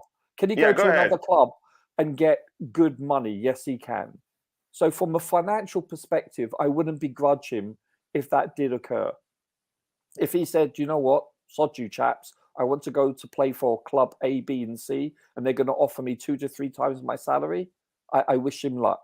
Because, you know, I know this position has a slightly more elongated lifespan in this profession, but all in all, a professional sports athlete, for the most part, with the exception of golf, they have a very limited lifespan with which they can earn enough money to live comfortably. You know, it's like we can work till we're 65, 70, but your professional athlete, if he or she is lucky enough to sustain his or her body well enough to play, they only have a 10 to 15 year lifespan. Look at an NFL running back. It's 4.4 years, I think, the last time I checked. That's the average lifespan of an NFL running back. Come on. It's like, You know, there are entertainers that they put their body on the line, and regardless of what sport it is, your body is your office. So I wouldn't disparage him if he wants to go and play somewhere else and demand X amount of money more. Then I say good luck to him. Do I want him to leave? Of course not. I really like him, and he seems like a really nice person too. Do you agree that Mendy he's equipped to do better than Kepa Arrizabalaga? In certain aspects of the game, yes, and in others, no. Equipped in the sense his build, his height. Oh, sure. He should be again. He should be making dominating. more high claims than ever. He should be commanding his area. He should be dominating because he's probably one of the tallest on the pitch anytime, any day. But go ahead. Yeah, he should be dominating his box. Any cross that comes in should be his, you know. But that doesn't occur. That doesn't transpire with him. He's not, and you know that could be a coaching issue. Don't forget he's new to the Premier League, and in other leagues, not anymore new to the Premier League. Yeah, no. Well, in my day, growing up, you know, that was it. That was your box. No one else's. You were the only one allowed to handle the ball. So therefore, you should get to it first. Now, having said that, from my day of playing compared to the modern day, the ball is very different. And it has a different flight. It changes curve far more than previous technology balls. So I understand it's much harder for a goalkeeper to claim a ball now than 20, 30 years ago. I get it. I understand that concept. So in their defense, I get it. But no, I think with his God-given ability, his height and so forth, he should improve. And I think the coaching staff, it behooves them to try to improve him. And I think he can improve.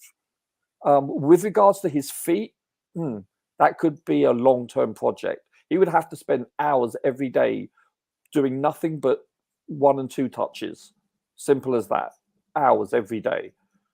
Yeah, is this again his ball playing ability? Is this something he can improve upon at his age? He can. Yeah. Well, you know, he can. Of course, you can. Muscle memory, yes, you can. And to be honest, he's not the worst at it, actually. No, he's not. He's not Bambi on ice.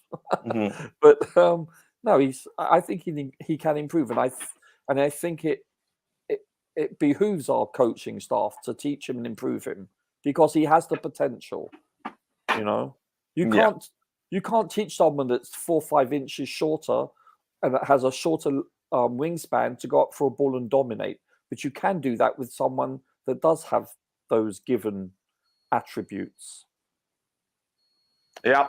Yep, I agree with you. Let me catch up with what have in the chat, and we'll go on with the rating. The street will never forget that. Yeah, I read that already. Yes, people, again, keep liking the video. We're at 53 likes. So we're shooting for 100 likes by the time the show ends, and we can get there, but only if you believe we can do that. Again, Brian Mawoko says, Coach, where's that guy who was talking about chasing the game yesterday? That's Rodrigo, the panic bus driver. But again, he's probably busy, you know, work and life. This is an obligation. He joins whenever he gets the time. Lovely guy. I always like to listen to Rodrigo talk. Yeah, that was hilarious yesterday, and we asked him to please stop doing that. Yeah, but Brian Mawoko, nice to see you join us again. I appreciate that, brother. Thank you so much. Much love from here. And if you're watching, if you haven't, take a second to like the video. Please do like the video. The likes do go a long way for the channel. Joey Hackney, Chelsea FC fan, a big up, brother. I hope you're doing well. It's been a while. Please do let us know you're fine. Coach, the third place keeper never plays. Yeah. So that's why I don't think it will make sense to make Slonina the third choice goalkeeper. So I think it was you who talked about that, Roger. The importance of him playing again, day in, day out. So staying at Chelsea, if he's not going to be at least the second goalkeeper, wouldn't make any sort of sense. Sure. So let's see. It remains to be seen whether the plan is to let Mendy go, which wouldn't be fair in any way, and to make Slonina the second choice goalkeeper. I don't see that happening, but let's see what happens. So Mawako, thank you for that. Here's my view on it. Mendy was a tier last year, but somewhere something went wrong. and he lost his confidence comparable to Kepa. Kepa stayed on the bench and kept believing, wonder what Mendy does.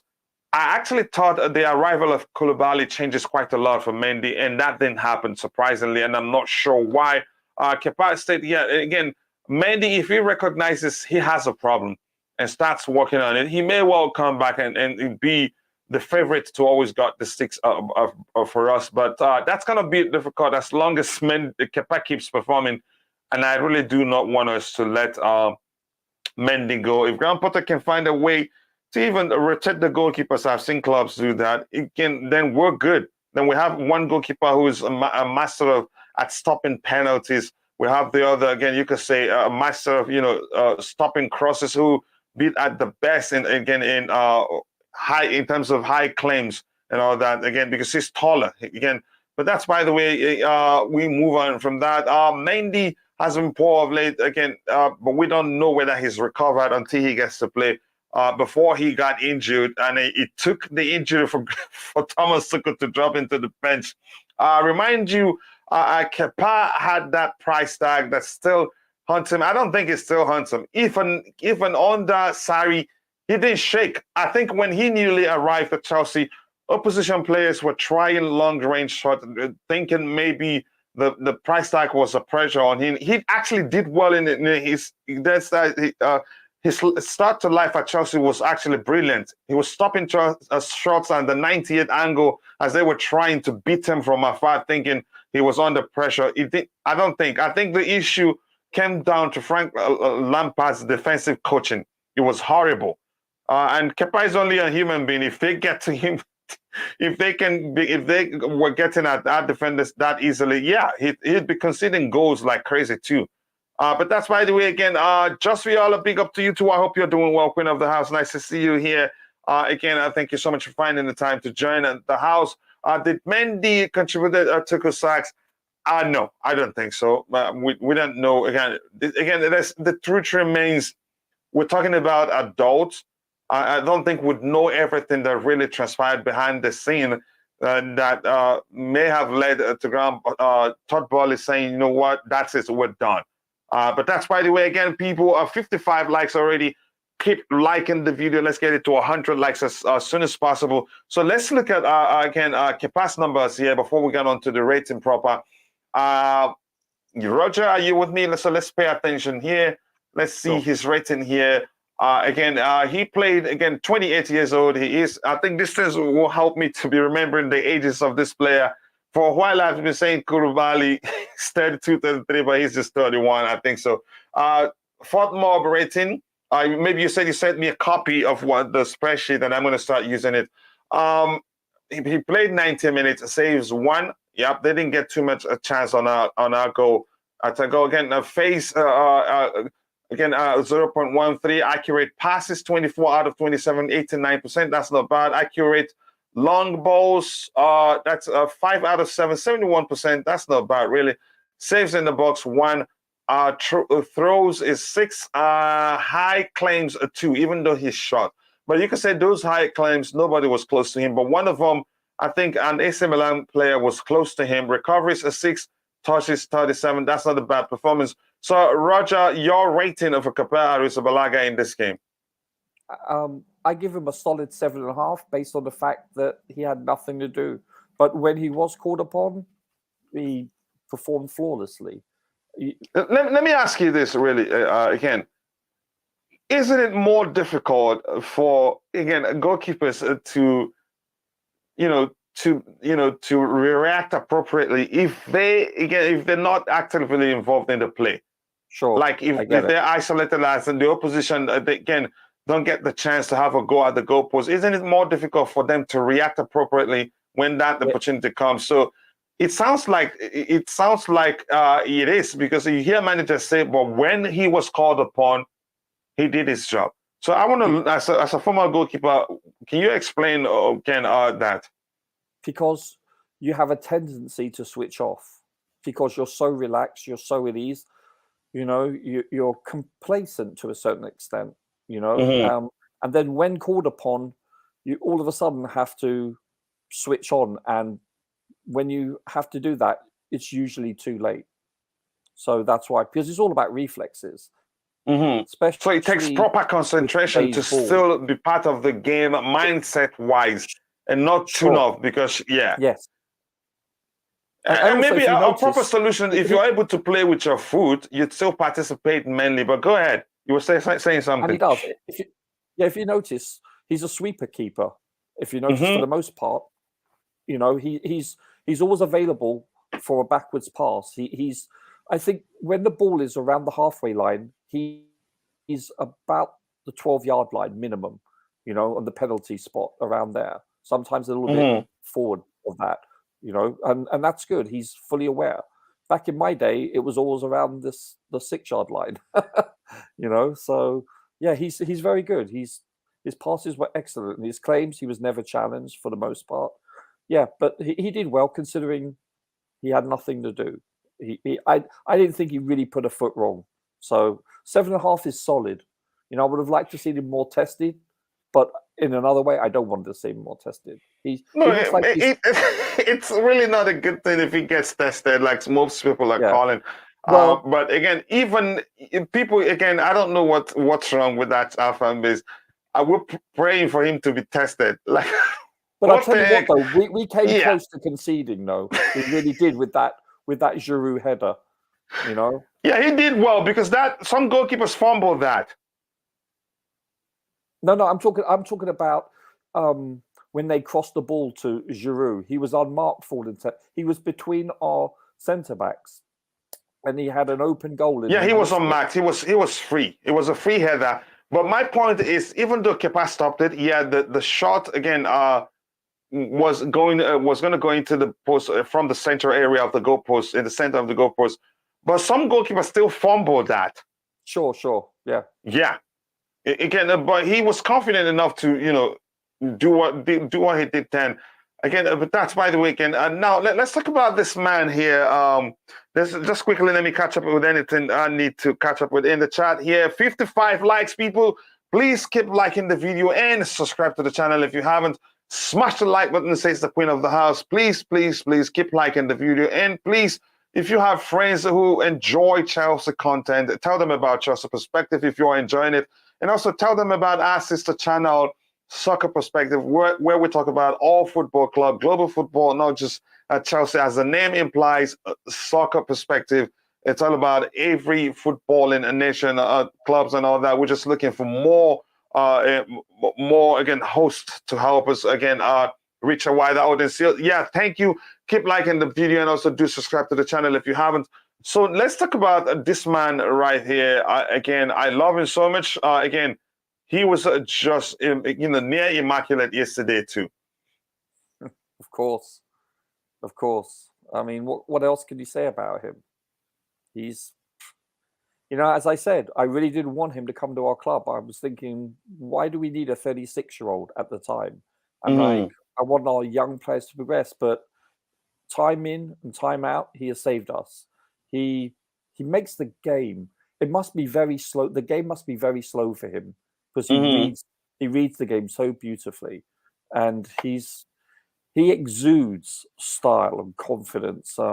He's a great, and this term "great" is so overused, but it applies for him. It really does. He's a great player.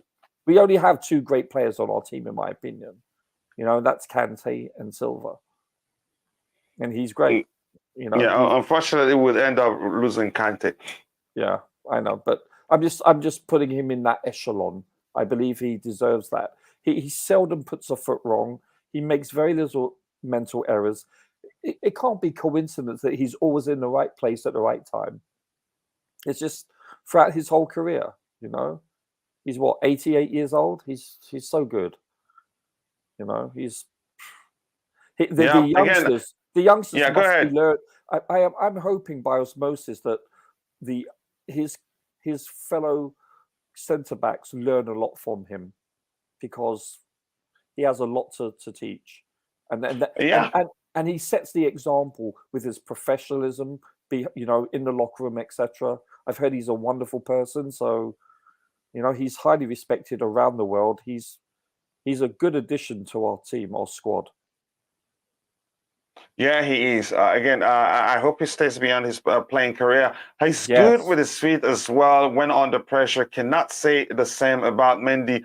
I think Mendy gets again less credit than he deserves again regarding his ability on the ball. But again, yeah, do I think Mendy Kepa is better than him on the ball? Yes, but Mendy is good. Maybe not again, but not as close as Kepa can be on the ball. Wally Waldo, again, nice to see you, brother. I hope you're doing well. Mount was good. He's supposed to be. Again, it's not the Mason Mount show. He's able to thrive with the talent around him.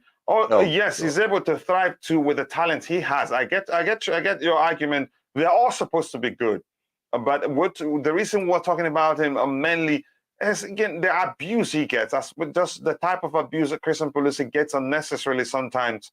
That's what we're talking about.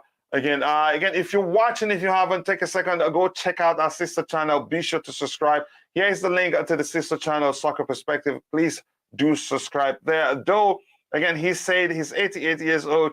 Yeah, maybe he lied about his age to be even younger. But that's, by the way, I'm going to get the rating for Thiago Silva, 45%.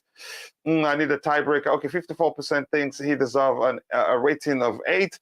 Well, for me, I think it'd be a 75% again, but I know I wouldn't even get the chance to vote. 15 votes. That's not easy. Again, if you're watching, keep liking the stream and also do subscribe to the channel if you haven't. I think for Thiago Silva, the majority thinks it's an 8 rating. 17 votes. That's I think a good sample size. Now, Roger, how about Kalidou Koulibaly? Again, I argued when people were saying that he hasn't adapted to the Premier League, and I always argued this. I don't think that's the case. I think it was because we had too many changes at the back line, so the communication between the players playing there was poor. It was a disjointed performance. He was found wanting and out of position on 2 occasions, which is why he got 2 yellows. Again, was it 2 yellow and got sent off and all that? Yes. But that's, by the way, again, your rating for Koulibaly, I think in 2 consecutive matches now, he's been near immaculate himself. His passes and all that. Again, we will look at his number and we will look at Silva's number too, because I think that shows. By the way, I didn't give Silva a grade. I would give him an 8. My just like those in the chart things. Yeah, I think he's an 8, and I give Koulibaly. He had one risky challenge at the beginning of the game. Mm-hmm. You know, he went in hard, shall we say. Other than that, I thought I'm becoming so much more comfortable watching him. The first 2 or 3 games I was apprehensive and a little bit nervous because I've heard so much about Koulibaly for years. We should get him. He's one of the premier centre-backs in the world, or in Europe, I should say. And maybe we'll witness something similar to Silva's case. Maybe we got him when he's become an even better player. But go ahead. Sure. Yeah, that's a good point. And you know what? Now Koulibaly, the last 2 or 3 matches, I'm like, wow, he's smooth. He puts the cool in Koulibaly, you know? He's a good player. That's the first time I'm hearing that one. He puts the cool in Koulibaly. He's a good player. I really enjoy watching him. He's solid in the air. I think he's becoming more comfortable within the squad and within himself. You know, you have to give someone a transition. They've moved countries, for God's sake. You know, they've moved and uprooted themselves. So it takes the time to transition to the teams, their surrounding, ergonomics, etc. So I think he's settling in, as they say, and he's becoming really solid for us. He's going to be a great player for us in the future. Yeah, indeed, he will be. He will be. I believe that. Again, if you're watching, if you haven't, take a second to like the video and subscribe to the channel if you haven't. Here again, it says King A says, what's the hate with Mendy? Yep, nobody is hating Mendy. It's not a hate. We keep it objective here. I'm sure this is not the first. I know you, so King A. This is not the first time you're joining Chelsea Perspective. It's no hate. We're being objective in everything we talked about. We still agreed he's equipped to do better than Kepa has done. We know they differ. The reason he got dropped to the bench in the first place was that he got injured. Thomas Tuchel, even as he was averaging a single mistake per game, didn't drop him to the bench. So yeah, and unlucky for him, he was still injured and out when Potter took over. And so far, between the sticks, Kepa hasn't done anything wrong. Some people think he should drop to the bench. So nobody, again, for Mendy to start, nobody is hating on Mendy, no. Again, he did a lot for us. Yeah, we recognize that, but that doesn't mean when he's underperforming or when someone else is between the sticks and is doing well, we should just drop him to the bench because he did enough for us. Kepa equally has done enough for us. So we've been as objective as possible. Nobody's hating on him. I love him as an individual, but I think at some point he lost that hunger he had when he joined Chelsea. All his mistakes, you could argue, were down to lapses in concentration. So that he needs to look at himself, do some self-assessment, and then come out better and become an even better goalkeeper. Again, we need to slag him off every day. Every player has a bad patch. You lot are acting like Kepa didn't make mistakes every game. That's not the case here. And I think you're misunderstanding everything. And I know probably you understand it. It's not about hating. Yeah, no one is setting on Mendy, but no one is. We're being objective here. But unfortunately, maybe you see it differently. What about James? How would you rate him? We'll get to James in a bit. We're taking it one by one. Collins, Biaruhanga, nice to have you again around there. I think this is the first time you're here. If you haven't, please like the video and also do subscribe to the channel if you haven't. Thank you so much for joining. I hope I pronounced your name correctly. Colin Biaruhanga, I hope I pronounced that correctly. What are our realistic choices to replace Kante? I mean, players we can actually get in January or June. And one thing I'd like us to start paying attention to, it doesn't really look like Graham Potter likes to play with traditional DMs. So if Kante, but we've stereotyped Kante into a DM, but he's not actually a DM. He's an 8 traditionally, but because his ability to win back again, to break up opposition play, the energy, the amount of running he does to cover grounds, to help, defend from wherever he is, I think we've stereotyped him into a DM. But here's the thing: I don't think we'll be looking for Kante's replacement. You will never get another Kante. I think the most we could do, we're looking at Edson Alvarez, he's not close to Kante in terms of what Kante does for the team. I think we're probably looking for a different profile of player, if you ask me. I'm not sure how this question is $1 billion question. But that's, by the way, here's Kepa's numbers. Again, Thiago Silva's number, so to speak, a 7.4 rating. But we think he deserves an 8. And I think he deserves an 8 to minutes played, 90 minutes. Again, goals, no assists, no 0, total shots 1. Again, accurate passes, 64, 61 out of 64, 95%. That's just brilliant. Again, these numbers aren't relevant. He's a defender. Shot accuracy, 0 out of 1, maybe not. Touches, 74 touches. Passes into the final third, 2 passes. That's a little less than he did the last time. What else do we have here? Again, headed clearances 2, recoveries 4. Again, aerial duels 1, 4.5. That's 80%. That's not bad, but again, you could say this isn't one of his best performances. And I've added his rating, like the chat wanted. Yep, 8. So now let's look at who else are we gonna look at? We've looked at Thiago Silva. Let's look at Chalobah, then we'll go to Koulibaly, then we're gonna rate the Chalobah next.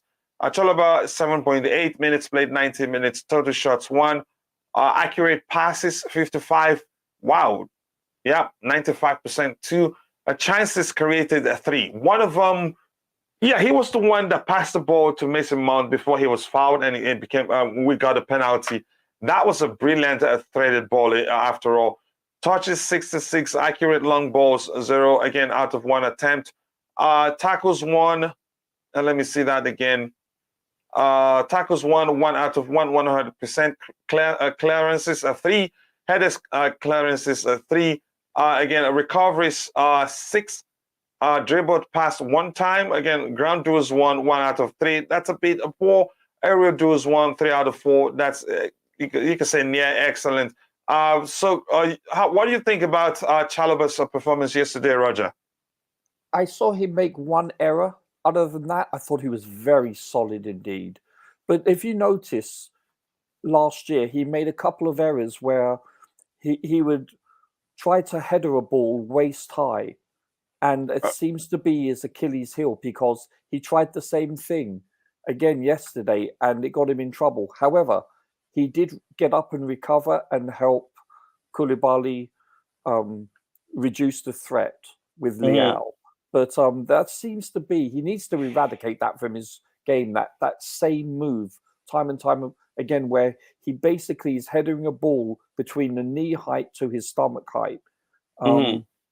He needs to get rid of that completely. But other than that, I think it's something that's very common given his age. He's just 22, sure, 23. Yeah, he's a fetus. Yeah, so with time, as he plays more games, I think he'd get to overcome those things. But go ahead. I thought he was very solid indeed. Excellent. I would give him 7.5 to an 8, no problem. I thought the back line was excellent, but they weren't challenged that much because of what transpired in the game. But I thought we did well to keep a clean sheet, and that's mostly you have to attribute that to the back three. Yeah, I think they were excellent yesterday. And again, let me see what the chat thinks. So what you say you're rating Chalo before? Between a 7.5 and an 8. Either or. I mean, to me, a 7.5 means you're really solid. An 8 is excellent. You know, a 9 is man of the match. You know. Yeah, the chat again for 9 votes, they think he gets again 7.5. Yeah, I think that's a fair enough rating for me. 7.5. Yeah, that's the lowest it should be. He did well enough to get that. Let me see quickly how Muhammad Shah can get from the chat. Again, I've read that one. Again, Brian Mawoko says, if they say Thiago Silva is a Rolls Royce in defense, then Koulibaly is Bentley. I love that one. A Bentley Continental. That one. Thank you so much. Convertible. Yeah, I think that's what we should be saying now. I love that one. Thank you so much, brother, for saying that again. And if you're watching again and you haven't, please take a second to like the video again, subscribe to the channel if you haven't.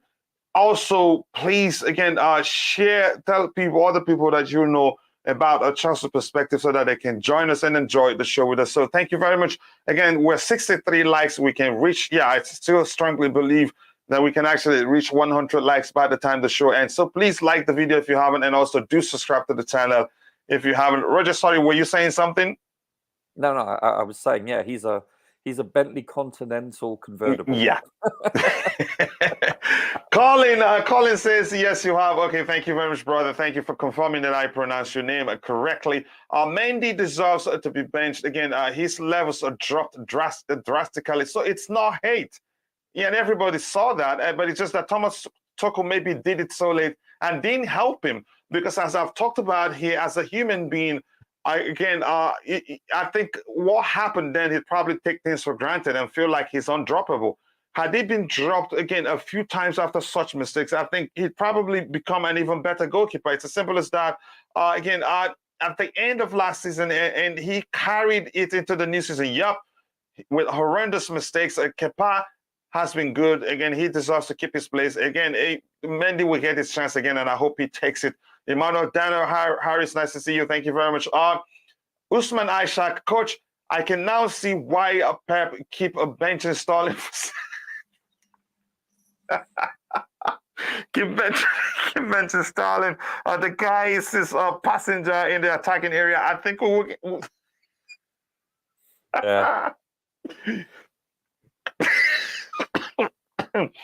we will get to that in a bit. Coach. There's no replacement for Kante in Watford. There's none. No. Again, if we want to reconstruct the midfield, it would be good to bring in again a traditional DM like Rice. That is if Porter likes to play with a traditional DM. And from what I've seen so far, I don't really think that's the case. The dynamics of Bellingham and someone like Savic. You're talking about Sarge, Milinkovic-Savic. He's been brilliant this season. The rumors are that we were serious on getting him, and he's a former Chelsea player, isn't it? Flo is his agent or so. But let's see what happens. I think Chalo is taking notes from Silva. He looks like he's been better. He since he's coming to the team, he's done well. And one thing I like about him, he's never come across to me as someone who shies away from competition. You see such tweets as nothing is given. You have to earn it. And again, I like him so much. He looks like he's learning how to read the game like Silva does. Those things, yeah, when you play with such a general as Thiago Silva, you learn. If you don't learn, then you will never learn, really. You're surrounded by such generals as Koulibaly and Silva. You get better by force, whether you like it or not. We also need to look at the striking department. At this point, maybe not, but I'm not sure. Again, the way Graham Potter operates, I think he'd get the best out of Kai Havertz. Plus, we have Aubameyang and Amanda Breuer. I think we're loaded in that area at this point, if you ask me. But that's, by the way, yes, people, keep liking the video and also do subscribe to the channel if you haven't. And don't be in a rush. We will get to talk about Raheem Sterling in a bit. So relax, okay? Like the video, subscribe to the channel, tell others about the channel to help us reach more people. Thank you so much. Let's see what else we have here. We wanted to look at Chalobah's number, right? We've looked at his numbers already. Yeah. And have I asked the chat? And you said you were going to rate him what? I think 7.5. Oh, we've already rated him. So we're going to look at Koulibaly's numbers, right? Let's look at Koulibaly's numbers here. I think he was brilliant yesterday too. We're not going to look at the numbers for all the players because we don't have too much time. But we'll look at the numbers as much as we can to get a good view of, again, an overall view of how they did. Age 31, football rating 7.1, minutes played 90 minutes. Accurate passes 75 of 80, 94%. That's not bad. Expected assist 0.2. I think that number is irrelevant. Attack touches again 93 touches. Is that the most so far? I think, but we'll find out. Passes into the final third 12. And you could see that yesterday, actually, when he was playing. Let's pay attention to find out if he's the one that had the most passes into the final third. I think he's the one. Because the way he played yesterday, he was always again in front of the 18-yard box. I'm sure you saw that yourself, Roger. I think he was that brilliant yesterday. Accurate long balls, 4 out of 8, 50%. That's not bad. Half of it he got correctly. Tackles 1, 3 out of 4, 75%. That's not bad either. Blocks 2, clearances 1, headed clearances 1, interceptions 1, recoveries 6, ground duels 1, 5 out of 6. That's near perfect. Aerial duels 1, 0 out of 3. That's poor, given how, again, he's not a short man. Was fouled 1 time, fouls committed 1 time. So I want to get your thoughts on Koulibaly. Again, let's pay attention to that number. How many balls into the final third? I think 12. I think the most numbers in terms of balls passes into the final third. And again, his passes are, you can say, always a lot of times of vertical passes from him and breaking the lines with his passes. What do you think about Koulibaly's performance yesterday, Roger? Yeah, I mean, I think we summed it up. He was excellent. He was. I love watching him play now. I feel so comfortable. He's Rudy-esque, you know. I also like the fact he's trying these long diagonals. Exactly like what's his name for Liverpool, Van Dijk. You know, Van Dijk makes beautiful long diagonals, and so does this guy. There was a couple that weren't quite accurate enough where it went to the AC Milan's left cornerback. So, but other than that, I mean, these were long passes though. So you have to understand that is a factor. They weren't short or medium range. But I like the fact he's spreading the ball around, and he's effective. And more importantly, he's there to defend. And I feel that I like the keeper would be very comfortable and confident with him in the back three, very much, or a back four, whichever. Yeah, he's becoming one of our best players. He's improving every game. He really is. He's indeed. It was a brilliant performance from him yesterday. Let's see again here. what other people are saying in the chat regarding. Let us know what you think about Koulibaly's performance yesterday. Please whatever you're contributing, again, you're adding to the chat, align with what we're talking about currently. Mendy was totally off form. Yeah, I hope he recovers. Maybe Sterling needs a rest. He started almost all games for us. That's how many games? That's how many games? 200 games? That's the surprising aspect. Maybe he needs a rest too, but that's, by the way, likes of Kante or Makalele are not that common, especially the good ones. Yep, that's just the truth. Had to replace a very different. I think you could say, let's talk about players that's played in the DM role, from Mikel to, again, sometimes Ramirez played there for us. Michael Essien played there for us. Makalele, like he mentioned, N'Golo Kante, who's not traditionally a DM but can play there. Those guys, they fulfilled the role differently. Completely they fulfilled the role differently. You can say, to me, maybe I'm being a bit biased. The player I enjoyed watching in that position the most is Mikel Obi. Yeah. Again, he makes it very enjoyable to watch because it's not about power for him. He's physical too, but the way he was solid. Yeah, he was solid. Yeah, and always sacrifices himself for his team to bomb forward. Maybe that's what they're trying to get out of Ruben Loftus-Cheek given his build, but I don't really like that. Go ahead, Coach. Also, Mikel, you have to understand one thing: he was so consistent. He never had bad games. Every game you knew getting from him. He personified consistency. He was excellent. Mm-hmm. You know. Yeah, and the same with but the most underrated, if you sure. maybe. Yeah, these are club legends basically that you're mentioning. These are the creme de la creme from Chelsea's perspective, and we've been fortuitous enough over the years to see that we've had some outstanding midfield players. Really, I mean this is the engine room, in the team, and this is why Chelsea has been so successful over the last 20 years or so. It's because I believe that their midfield is a major contributing factor. Yeah. Again, guys, again, 67 likes, 3 more to get it to 70. Then we'd need 30 more to get it to 100 likes. We can actually do that, but it's up to you.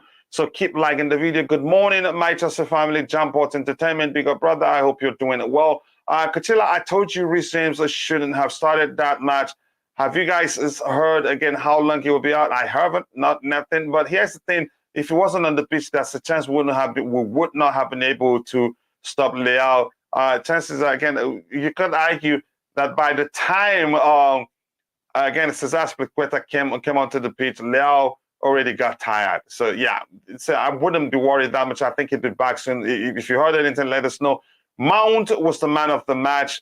Yeah, and he played just 45 minutes. We'll get to that in a bit.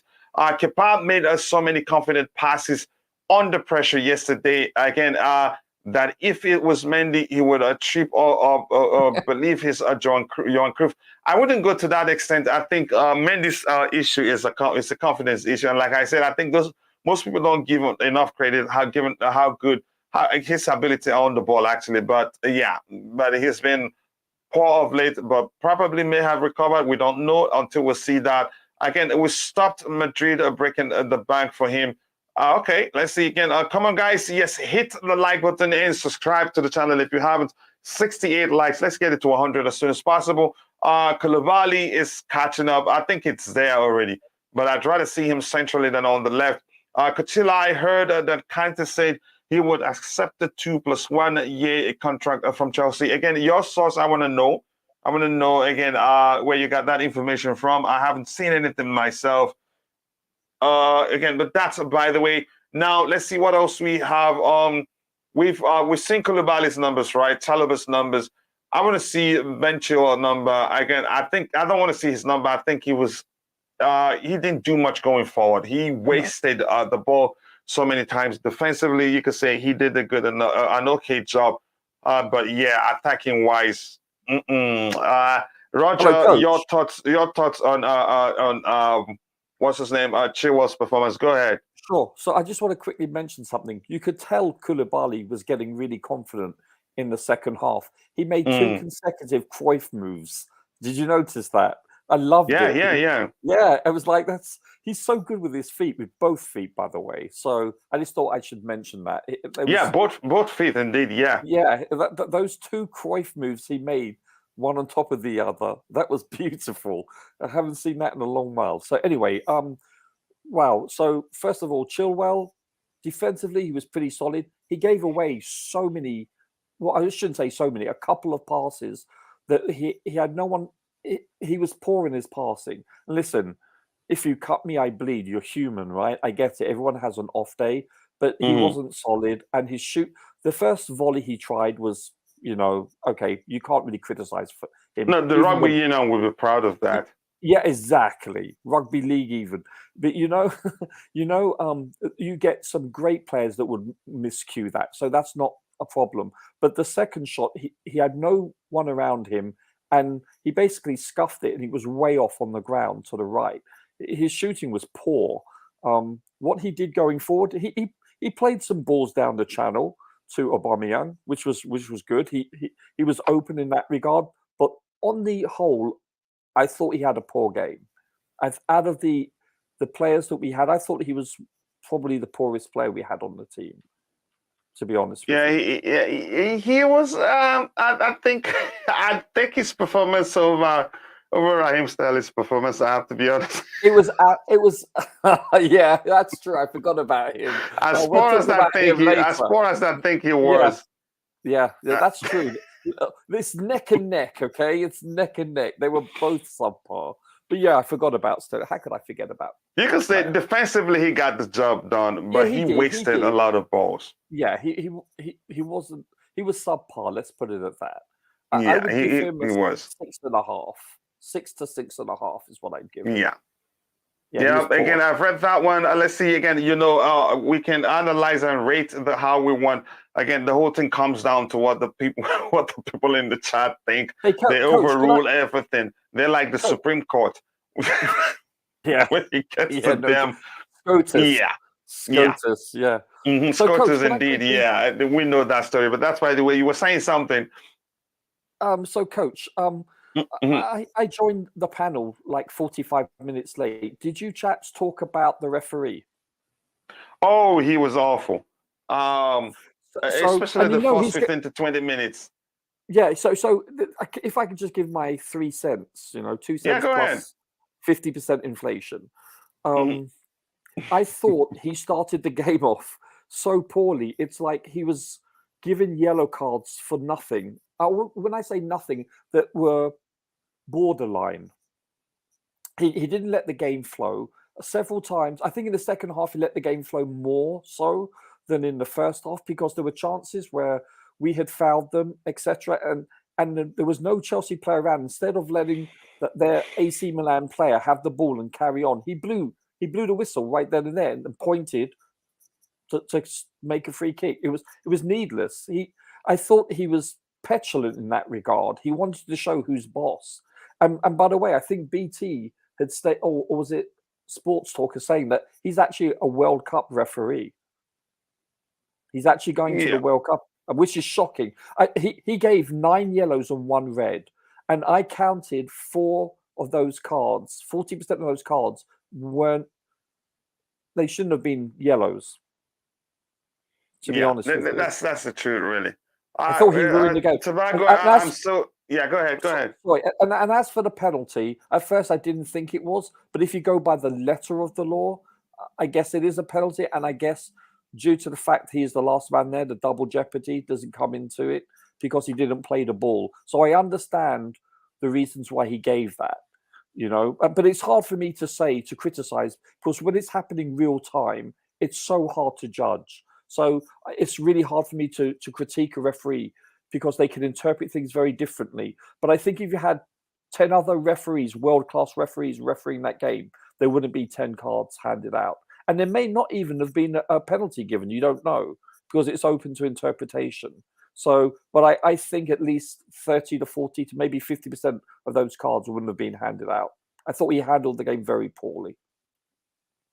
He ruined it. Yeah, again, thank you so much. And Tobago, again, I'm still in shock, in denial maybe. And I'm gonna try not to talk about it now because my mood is gonna change. I haven't. I'm I'm just gonna we'll talk about it later, bro. Sorry again. I get it.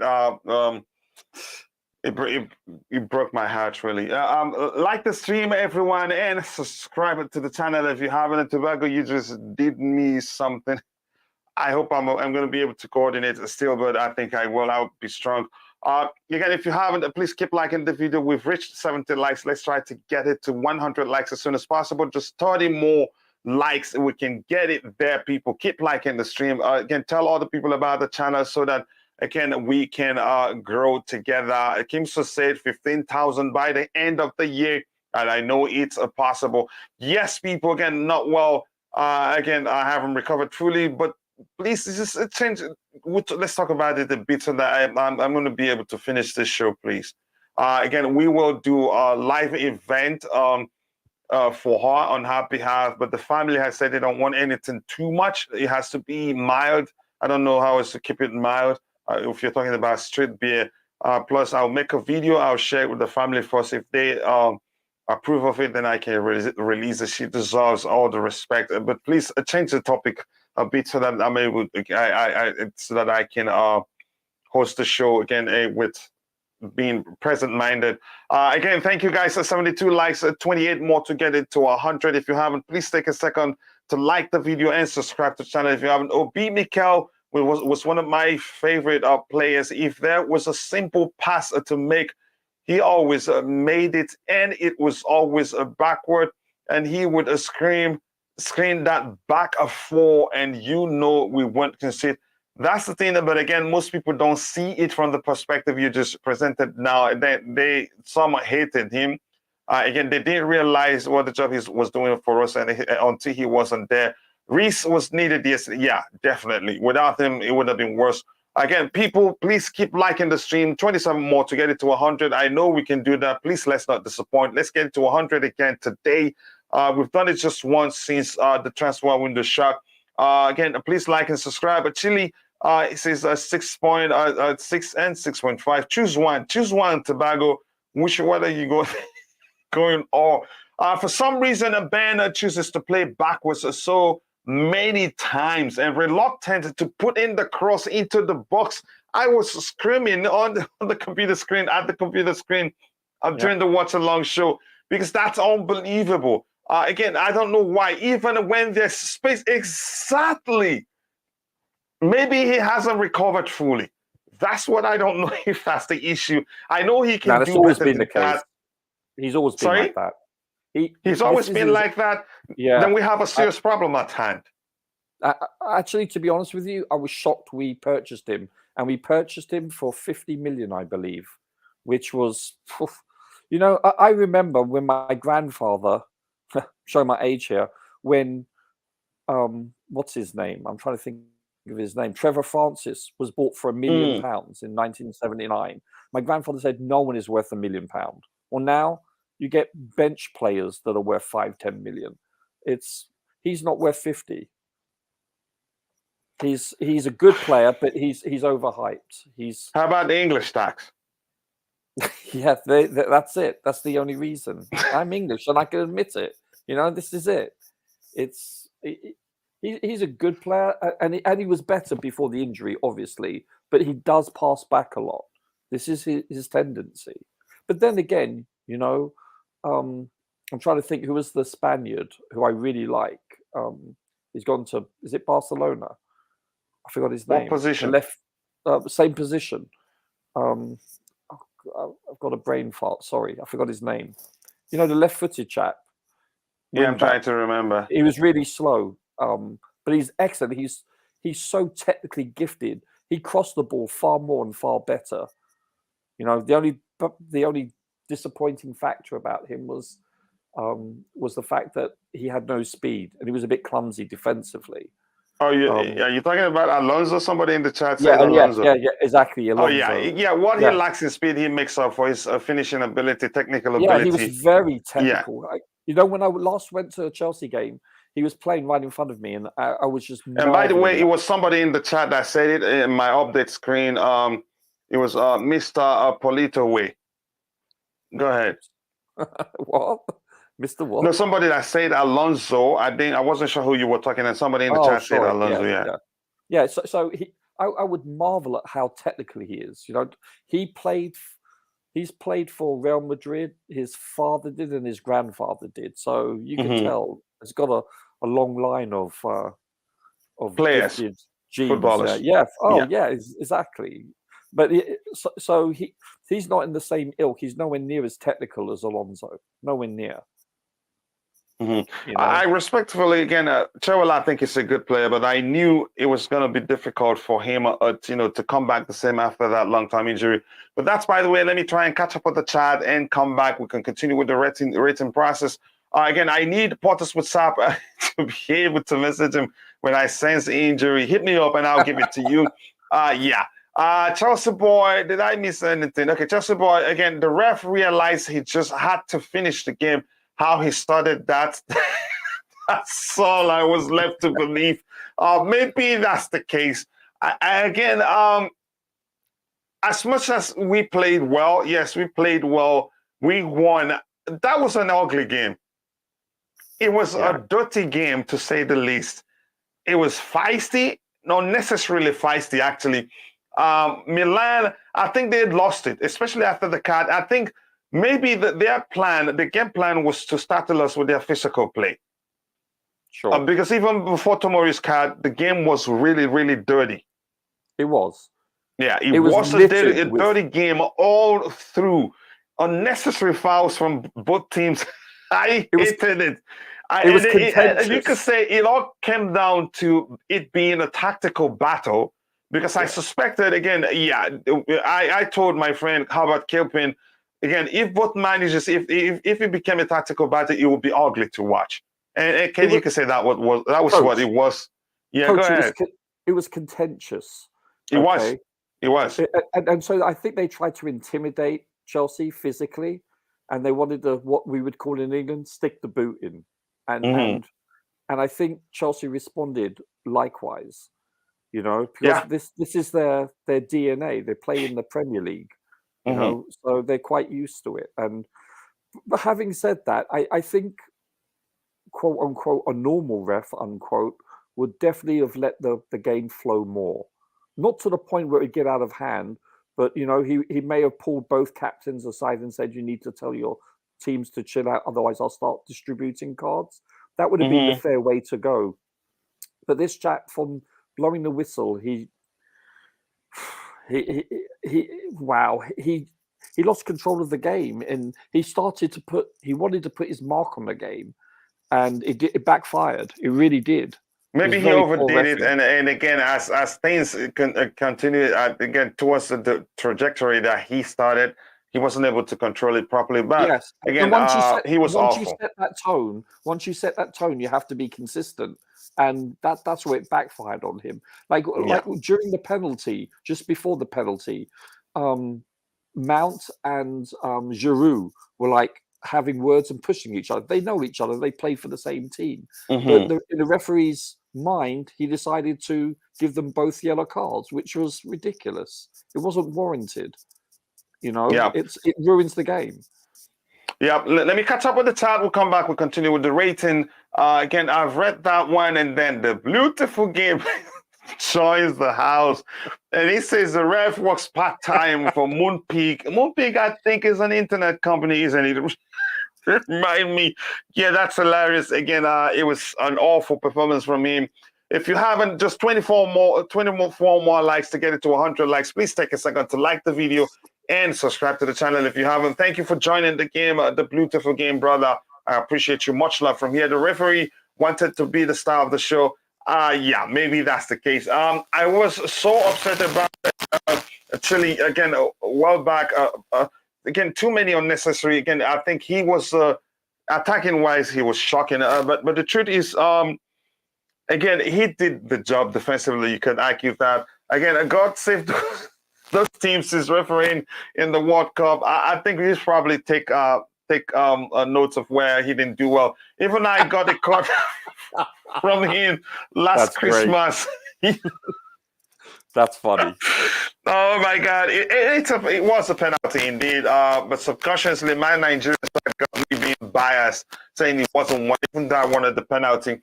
I'm not convinced Chilwell is good enough for Chelsea. Weak and soft player. I think he's good. Remember his performances. He was scoring goals, assisting goals scoring goals most especially. Not too many assists from him until he got injured. And again, I knew, given the length of the time he stayed away, I knew it would be, again, difficult for him to rediscover that form he showed before he got injured. Alex Traki, again, nice to see you again, brother. I hope you're doing well. Thanks for finding the time to join the show today. 23 more likes to get it to 100. I know we can do that. Keep liking the video. Giraffe is going to need a coloring book for the World Cup. Can you guys be fair, please? I'm begging you. We're going to see more red cards from this ref. It looks like it. Again, Aubameyang, my striker. Hello, everyone. Kim, so nice to see you, brother. I hope you're doing well. When and how does a VAR come in, coach? Again, if they're not sure, if they see something they think the referee didn't see, they can call him to go look at his screen. In some cases, he'd be the one to decide. He wants to see what happened. But they should be working together. Sorry? And when an obvious error is made. Yeah, exactly. And the ref didn't see it, and they think it is they ask him to go to check it. What broke your heart, coach? I really do not want to talk about it again. The street beer has passed. The cousin told me she was buried, I think, last Thursday. But I don't want to it broke my heart, and I really don't want to talk about it too much because I want to finish this show. I'm sorry. Present-minded. Again, by the letter of the law, it was a penalty. No, it was indeed. But like I said, IBC and I, both of Nigerian descent. Well, I think I was born in Nigeria. I grew up in Nigeria before I came to the States. I think he was born in the UK. I'm not sure. Or Scotland, I'm not sure. But again, that Nigerian part of us got us arguing it wasn't penalty, but we wanted to go. But we came, we realized again, what are we doing? Even he was looking for Bobby to let him know, Coach, okay, you know what? It was a penalty. Coach, may I interject? Do you remember when Leicester won the Premier League about 5-6 years ago? The game before, the last game or the penultimate game, Chelsea played Spurs, and a referee called Mark Clattenburg was the referee, and it was called the War at the Bridge, where it was so feisty. And he admitted, like 2 years ago or so, he said that I actually didn't want to be part or bigger than the game. He goes, but I actually should have sent 2 Spurs players off, but I didn't want to be part of the story. The game should have been the story. So he is the antithesis of that referee last night. To me, I thought Mark Clattenburg, I objected, maybe biasedly so, because if someone deserves to be sent off, then send them off. It shouldn't be a reflection on you. It's a reflection on the player or players. No sentiment. Right. So he took the high road, if you want to call it that, and decided not to make a greater spectacle of the game because it was highly, highly contentious. That's why it's called the War at the Bridge. This chap took the opposite approach, the ref, and decided he wanted to be the story. Yeah, again, Kimson said actually a solid 7. I think he did his job defensively, really? But attacking wise, sorry? No way a 7. Well, but again, I can understand why Kimson thinks out it's of 20, out of 20, maybe. I think he did his job defensively, but attacking wise, he was shocking. He did. Yeah. Again, actually, Zakaria can screen, but I don't think Porter does that. I don't think it's a Porter thing. I have to say that again, but we'll see. SW6 again. Chilwell is average at best. Again, your argument, I think, is we'll have a good player in him, but we'll see what happens. We did the double over on Milan. Yeah, we did.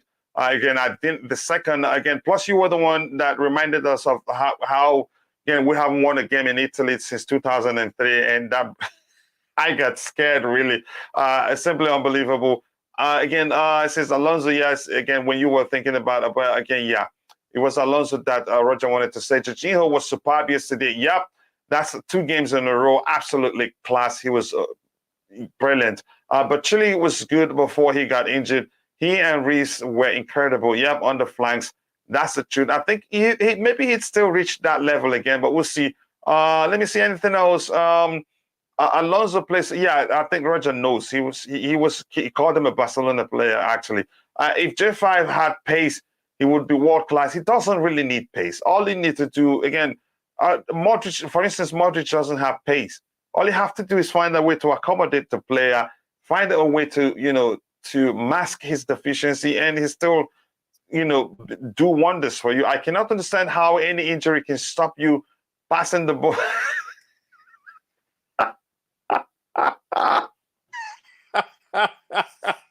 That's brilliant, Liam.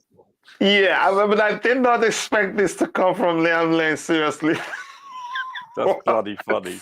So even if you're injured, the injury did not affect your brain to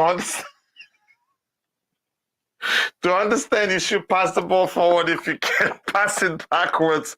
That's hilarious. But again, Milan were diving like Neymar, and they were again very rough too. Again, it was a fight for them, karate more especially. Chilwell does not have 1v1 capability. You could say that again.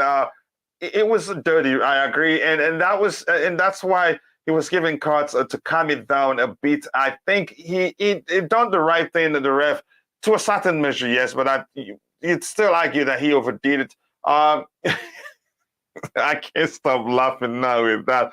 Coach, did you hear that Potter had to call some of the players doing down the tunnel to applaud the traveling fans? Again, does he have to remind them? Like we said again, our fans are horrible, shamelessly horrible. I have to say that. But quickly, let me see again. Don't blame the players walking down the tunnel when the support could not be heard. Maybe that's the case. Yeah, our fan base they're being horrible again. So if they didn't hear them, so why would you blame them for leaving without applauding them in the first place? Yeah, but I get that. Fans feel entitled to underclap when they don't put in the effort to support. In 90 minutes, you should be the 12th man to the team, and you can say they haven't done that. Yes, again, Ben may be in the World Cup. I don't think he'd get a chance in the World Cup if he continues like this. Please like and subscribe, guys. 80 likes, 20 more to get it to 100. I know we can do that. Again, if you have not, actually helps the channel reach a wider audience. Thank you so much for that. Battle of the Bridge. Xavi is playing Marcus Alonso as yeah, I saw that and I was like, what the heck is going on here? Barca tonight, I see Deed in the previous games. I'd like to see that happen, and I'm going to try to do a watch along. Coach and panel and chat, big up my Chelsea family friends. Again, I'll talk to you later, Dan. I hope I'll be available to be part of your show. I really wanted to. Liam's annoyed by Chilwell. He is. I did not expect that to come from him. How Mount got the man of the match ahead of J5 is beyond me, especially when he only played 11 minutes. Well, you could say the 2 goals were his. The penalty and the assist, so he deserves it. Without that, Jorginho could do all he wanted again on the pitch, and we still wouldn't get a win. Yeah. Okay, let's get back into the rating again. Chilwell, I'm not gonna stop laughing about that. The rating for who was that? Chilwell, and they rated them as yeah, again, 6.5. That's really not nice, but let me just give him the 6.5. It's okay. I think I'd give him 6.5, really.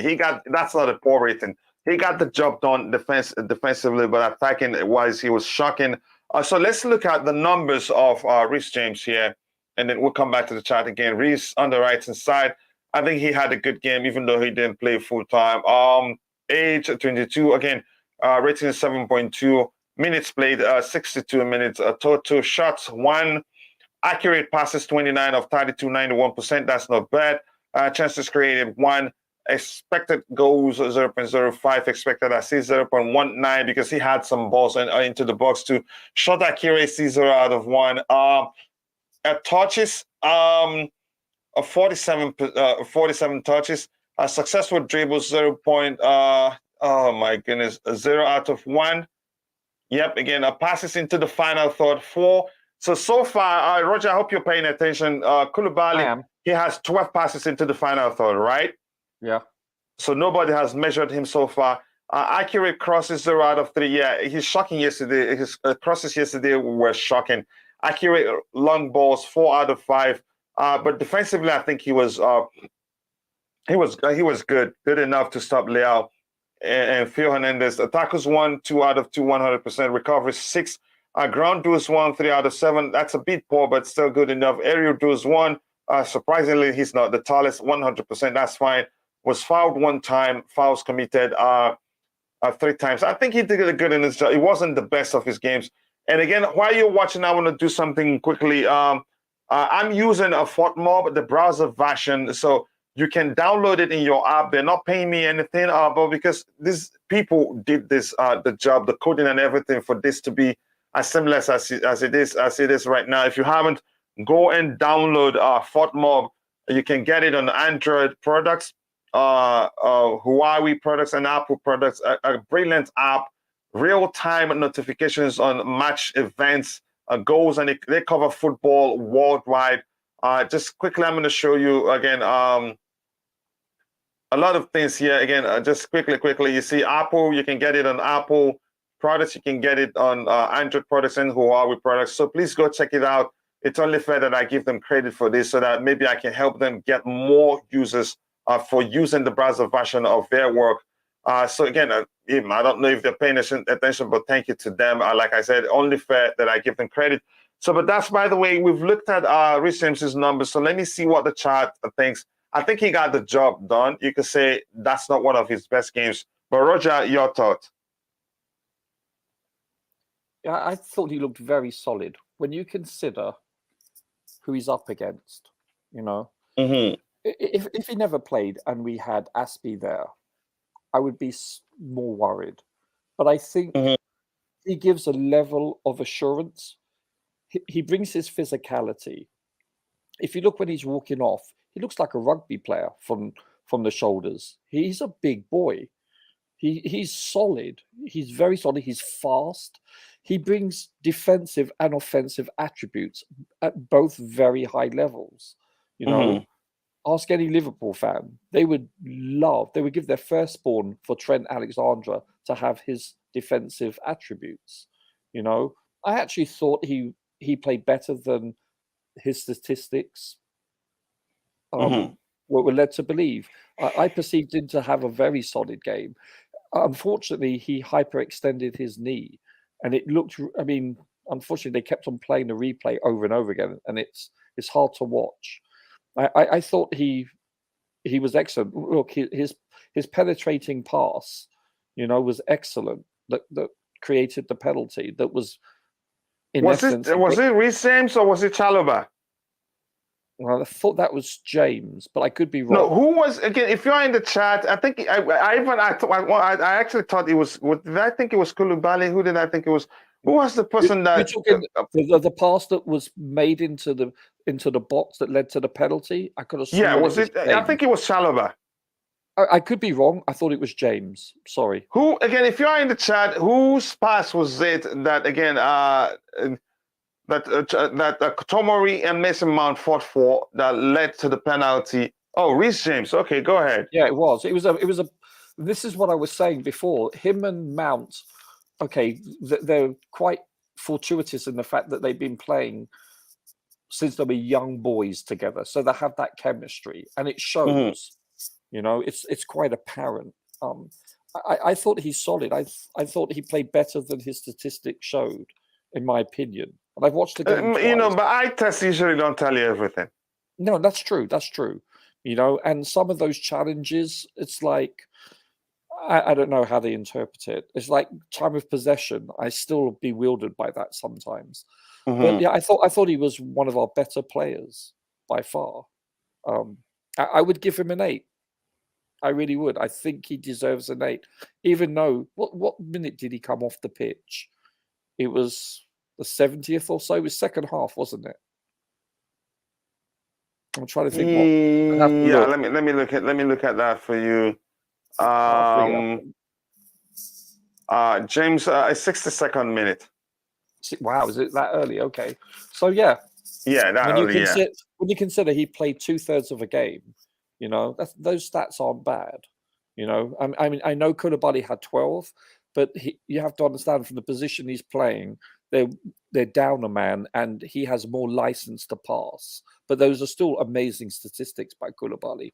But I think James is worthy of an 8. And I'm not basing that on reputation. I'm basing that on the eye test.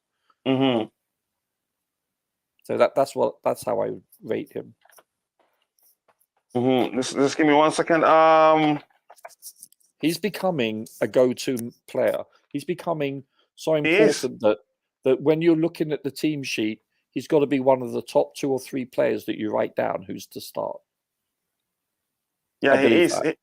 Yeah, he is really. Let me quickly let me say anything else. Let me quickly catch up with what we have the chat. We're running out of time. We got to get this written done as soon as possible. Today is a very important day. This is again a friend of the channel and also a member of the community.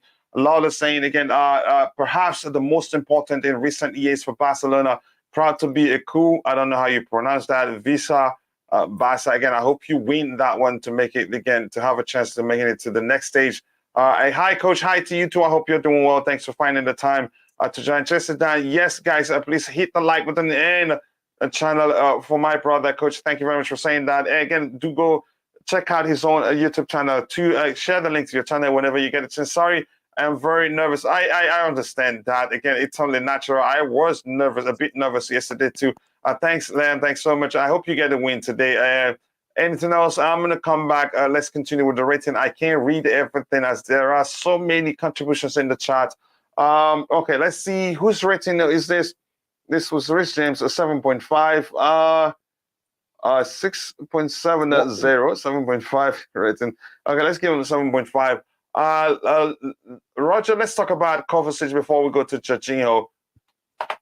Your thoughts on Jorginho? Do you want us to look at his numbers to see how well he did yesterday? Sure. Let's just do it quickly. Let's look at Kovacic's numbers. Go ahead. Yeah. I thought the team played, they played out the game very well. I mean, even when we play a team that has 11 men, we look very professional on the ball. Our ball retention is one of the top, in my opinion. Only bettered by City. Let's be honest, that they're the best at it so far. And I thought against 10 men yesterday, we looked outstanding, and a lot of commentators say, oh, it's so hard to play against 10 men.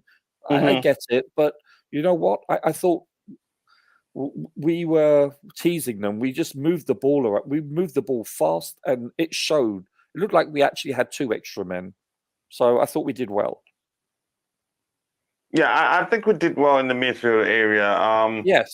Kovacic looked solid as usual. He's, you know how I feel about him. I rank him highly. Oh yeah. So let's look at Kovacic's numbers. Again, we'll be rounding up soon. Again, we'll be quick enough to do that. Again, a 7.18 to 28, by the way. Minutes played, 90 minutes. Let's look at the important stuff here. Shots won. Accurate passes, 77 of 83, 93%. That's not bad. I think the most we've seen is 95%, right? Again, chances created, 2. Expected goals are 0.08. Expected assists, 0.16. Shot accuracy, again, yeah. Okay, that's not surprising. Touches, 90 touches. Is that the most so far? Koulibaly is the most so far, right? Successful dribbles, 0 out of 2. Attempt passes into the final thought, 17. Good Lord. You can say because so modern. Isn't that modern? That's modern. Koulibaly's. Koulibaly's is 12. Yeah, 12. Yeah. Okay, 12. And again, yeah, but Koulibaly has more touches, right? Around 93 touches. So let's see. Again, successful dribbles, passes into. We'll look at the accurate long balls, 4 out of 5, 80%. Dispossessed twice. Tackles 1, 0. Recoveries 5. Dribbled pass 1 time. Ground duels 1 out of 8. That's really in the dust. Aerial duels 1. That's surprisingly, but again, he did well. He progressed the ball well. Having again, how many passes into the final thought? 17. So that's more than Koulibaly, which his is 12. So Again, your rating for Kovacic, have you said what were you rating him? I'd probably give him, because it's a little bit hard to do that, because it was obvious that midfield had so much more time and space on them, because our opponents were playing with one less person. I would give him a 7.5, a solid 7.5. I thought he was excellent. I was a bit shocked about the tackles, 1 out of 8. I thought he did better than that. Yeah, I think he did well. I think he looked better than the previous games that he played for us of late. Yeah. Again, if you're watching, my question is though, when you go my question is, if you go in for a tackle and you win the ball, but it ricochets to an opposing player, is that a tackle loss then? Because there's a lot of luck when you go in for a tackle. It could ricochet. It still counts as a tackle loss if you didn't get the ball. I mean, the aim is to get the ball. Yeah, exactly. But there is an amount of luck, in that statistic. So that could be a bit deceiving. Does that make sense? Yeah, it does. Of course. Yeah, so I think that's where it bears out 1 out of 8. So, but yeah. So let's see what else we have here. Go ahead. Sorry. No, please go ahead. I just said I like him. That's all. I rate him highly. Let me see. Did I spell something wrong? Maybe in the poll. Did I spell something wrong? What is it saying? Oh, in this one. Just 1 second. Let me see and be sure. But it's no offense. I can always correct it. Sterling, Mount, Aubameyang, James, Chilwell, Jorginho, all correct. Koulibaly, Silva, Chalobah, all correct. Maybe in the poll before, but that's by the way. Again, I'm moving from that. What is the app called? FOTMob. Yeah, F. Again, let's look at it. I'll show you in a bit. Again, let's see the app name. Okay, somebody said about it here. Again, we think Baldi again, left back. Okay, and Eric Garcia, center back, will play on the left, but we will see again until the game starts. Reece James, Xavi is kind of weird. Something. That's hilarious. Again, like I said before, I don't trust Xavi tactically, and I do like Barcelona. If I have to choose another team, it'd be Barcelona. Really, James, again, okay. Two more nice to see you. One mother again. Thank you so much for finding the time to join here. Again, if you haven't, guys, take a second to like the stream. We need just 18 more likes to get it to 100. And subscribe to the channel. Thank you so much for finding the time to join. Is Ben going to the World Cup? Roger, you tell me. Have they picked who? Reece James? Oh no, that's for sure. Oh yeah. Well, no, I think Chilwell will make the squad. It's going to be between him and the Man United left back, and that will be Shaw. Look, Shaw, you think? Yeah, it's between those two. That's it. England has a lot of depth at right back or right wing back with 4. Carl Walker, Trent, Reece and Trippier. We have 4 outstanding positions there, and 3 out of the 4 are hurt currently. But left back, England's a bit short. They have Luke Shaw and the likes of Ben Chilwell. Someone shoot me. Yeah. So I'm not sure what rating the 4 Kovacic now. We have just 7 votes, 43% a piece for a 7.5 and an 8. Maybe I'll give it time. Let's look at Jorginho's number while we wait for those in the chat to make their decision just quickly. Sorry? Do we have to? I'm just joking. Yeah, let's look at it. 8.9. Again, wow. Which means had he scored again, he scored the goal too. So shouldn't he have won one of the match? And Mason Mount won it, even though he didn't finish. And that's one thing. Again, it's questionable, but still, Mason Mount is good enough to win it. So I'm not gonna complain too much. Age 30, FOTMob rating. That's the name of the app. If you're looking for it, you can see it here. FOTMob. You find it, but on desktop, I think they're no longer supporting the desktop version. You're better off using the browser version. Yeah, I'll look at it in a bit. For Jorginho, again, 8.9 minutes played, 90-minute goals, 1 shot, 1. That's 100%. Again, accurate passes, 88 of 91, so 97. So here he tops everyone. I think the most we've seen was 95. And it's not like he played it safe most of the time. More vertical passes from him than usual. Right? Roger, correct me if I'm wrong. More vertical passes from him than usual. So it's not like he was just passing it backward to sideways for you to say, oh, well, it was just backward passes and all that. Again, he did quite well. Minutes played, 90 minutes, goals 1, assists 0, total shots 1, which amounts to 100%. We've looked at those things. 88 of 91 accurate passes, attempted passes, which is 97%. Chances created 2. I think also he's not being unlucky when he creates chances. It doesn't look like players they really want to put it away. I don't know what that is for. Expected goals 0.79. Expected goals on target 0.99. Expected assists 0.04. Okay, let's go to the attacking area. Shot accuracy 1. That's the penalty. 1 out of 1. Touches 108. So that's the most.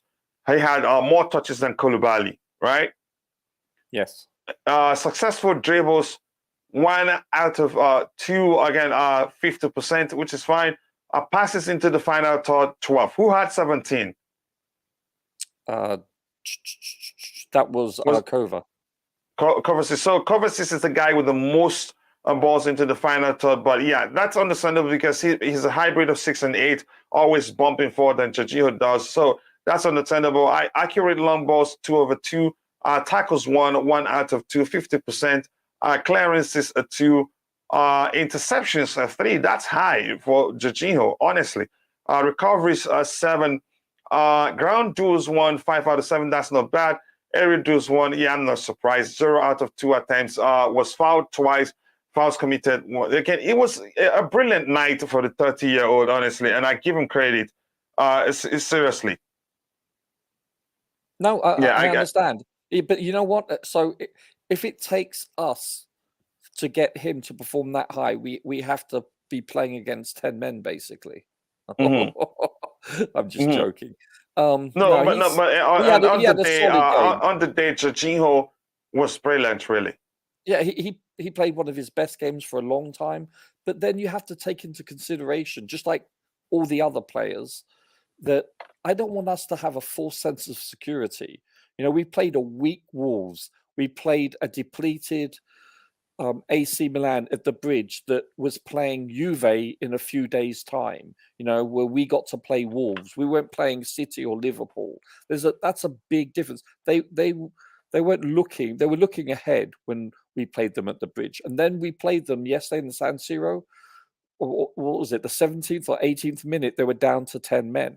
And I'm not being negative, I'm just being objective here, honestly. But we have to take this into consideration, that we haven't played teams that are at their best or at their fullest capacity, literally, mathematically. So, but having said that, we could have bottled it. We could have conceded a goal. We could have slipped. We could have even conceded 2 goals. You never know. So we did do well, you know. So the opposition that's been put forward, we have dispatched them quite handsomely. So you have to put that in perspective also, which is a plus, you know. So that's good.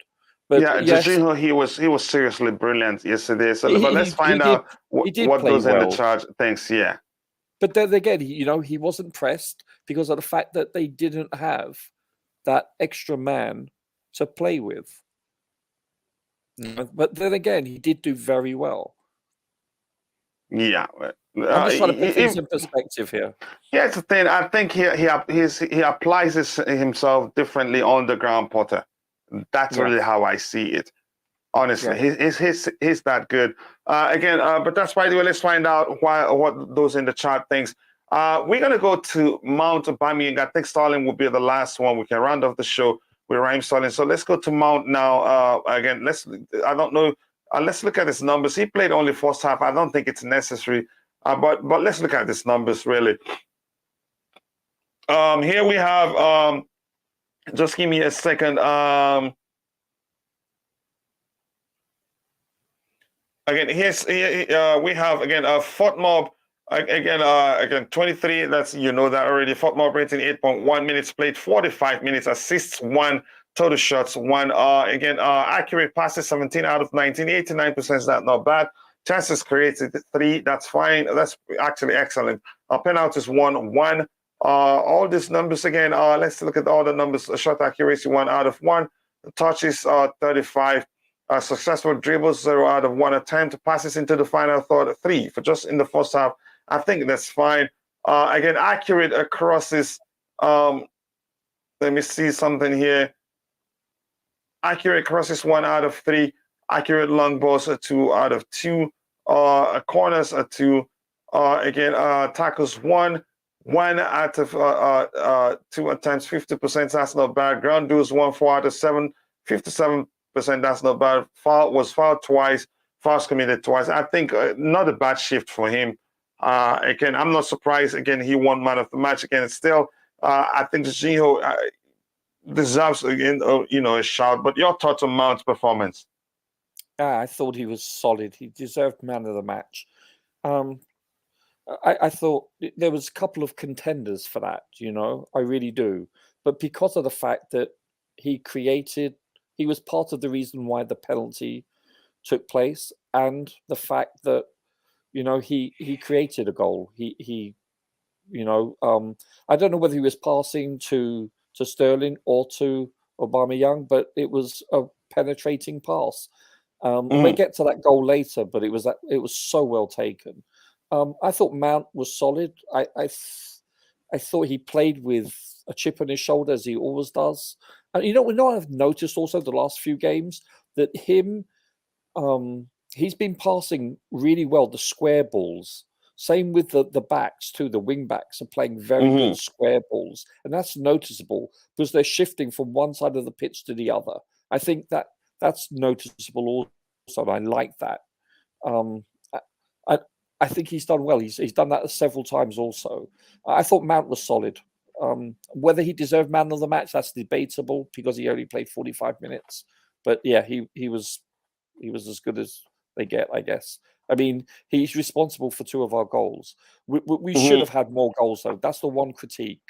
If we'd been more accurate, shall we say, more clinical, we should have scored 3 or 4, maybe even 5. That again, we'll get to that. And you can say well, we're still in a changing phase, a transition phase where approaches have changed.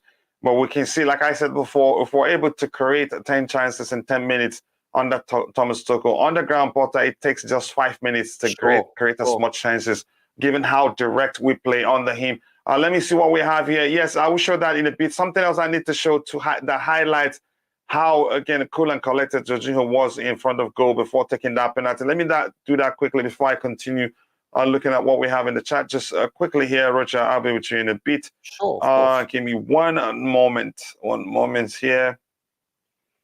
Let me look at it. It's kind of slow. Sorry, guys. And okay, my system is really slow. Give me a second. Oh my goodness, I can't see it. What's going on here? All right, there you go. Again, I think a picture, they say a picture, what's that saying again? A picture speaks 1,000 words. Is that, again, it's worth 1,000 words. Yeah. And so just let me show this. It has some pictures to help me explain what I wanted to say. And thank you to Just Viola for that update. So here's the updates here. I hope it shows quickly. I think you will. Maybe it will take a while. If it shows, then I'll share my screen. Sorry, guys. It's a bit, it takes time to load. So here's what Jorginho faced before taking that penalty. You can say Jorginho had a laser pointed at his face before he put away his penalty against AC Milan. That's to show you again, it didn't even move him. Look at him. It didn't even move him. That's enough to distract some people. But kudos to him. That didn't change anything. They dispatched the penalty nonchalantly like he usually does. So I'm proud of him, by the way. So thank you for that update, Just Viola. I appreciate that. Again, you can only beat what's put in front of you. That's the truth. Again, I think a cover plays better when we are chasing the That's funny. That's Morocco making fun of Rodrigo. And I'm going to let Rodrigo, see that. Again, people, we need just 16 more likes to get it to 100 likes. We can get there before the show ends. Let's do it, please. Great players, but just needs to learn to shoot, coach. Yeah, that's the truth. Roger should volunteer to drive him to remedial shooting lessons.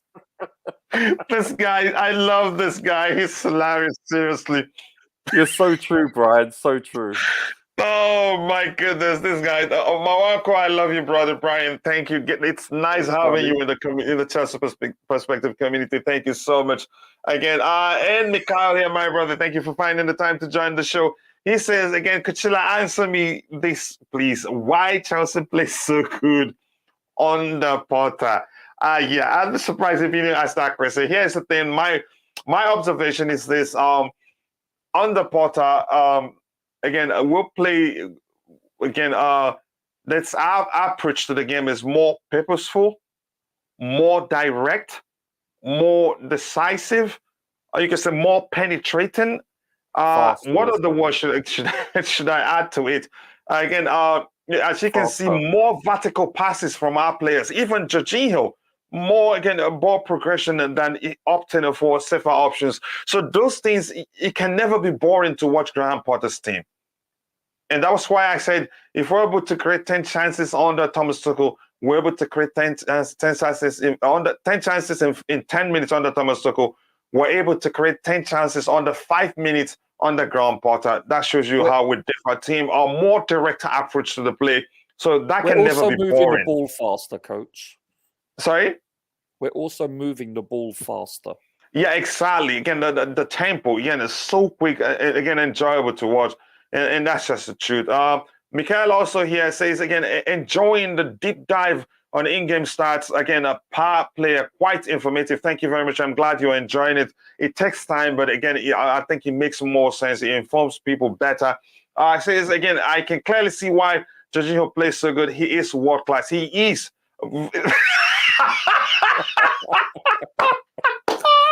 That's what I said, coach. That's what I said. And he knew. Let me say this. Mikhail knew I would read it, and I was enjoying it until I saw what he had in parentheses. That's not nice, really. That's good. Oh my goodness! Here's the thing. Whether you like it or not, I think Jorginho is world class. Again, I think he's applying his approach differently under Graham Potter, and that will continue. But unfortunately, I think he will eventually leave Chelsea. But yeah, Mikhail, that's really not nice. He knew I was going to take my time to read it, and I was enjoying it. By the time I realized he had versus 10 men in parentheses, it was too late. But thank you. I needed that laugh. More vertical football, fewer passes. Better positioning and more opportunities. Lola understands football. Those things. Thank you very much for coming to my rescue. Again, who else have we supposed to rate here? We haven't rated.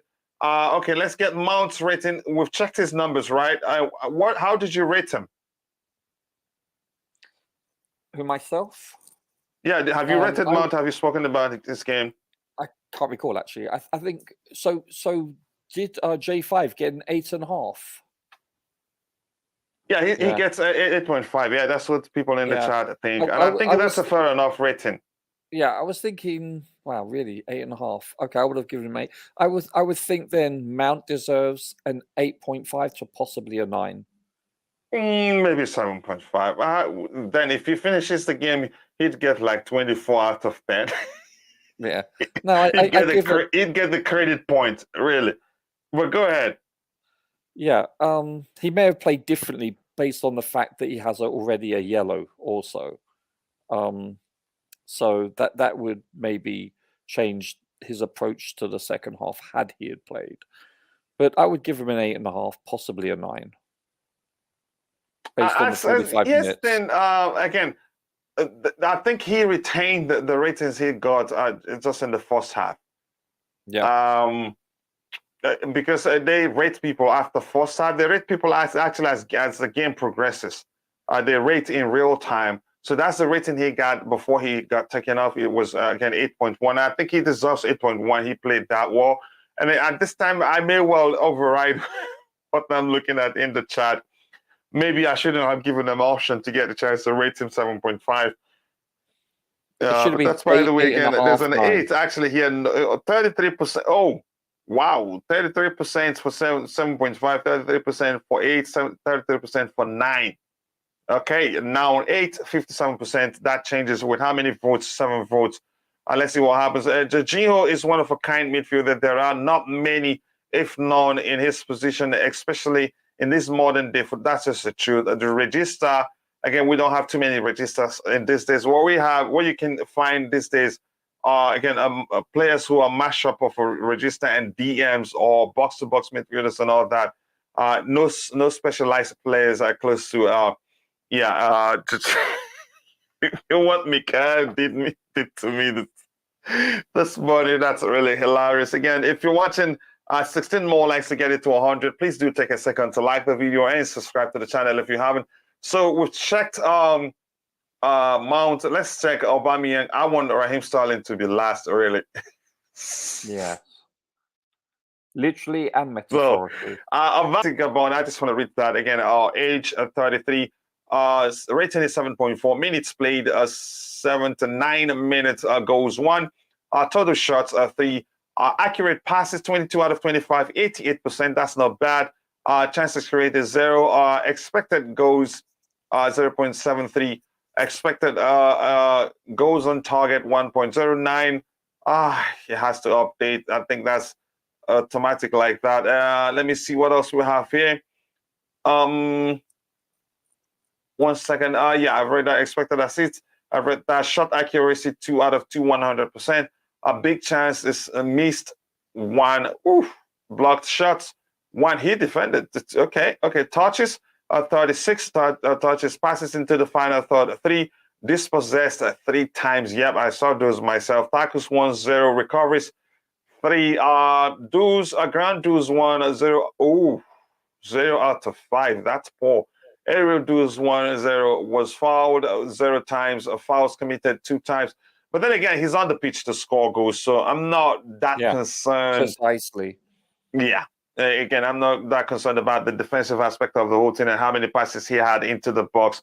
But again, let me plug in Mount rating. 50%, 8. I think he deserves an 8. Then I'll come back and plug in the rating for all bad, because I'm going to ask those in the chat to see what they think. So Mount, they give him an 8. He deserves 8. So thank you for that. He did quite well. Again, he was brilliant when he was on the pitch, and I think he was just taking him off was a good idea. I don't want to see the manager overplay him again, and then we'll start complaining that he's bad. So 15 or more likes to get it to 100. We can do that, people. Please. Again, also tell more people about the channel. Tell more people about the sister channel where we'll cover football from a global perspective, not just from Chelsea perspective.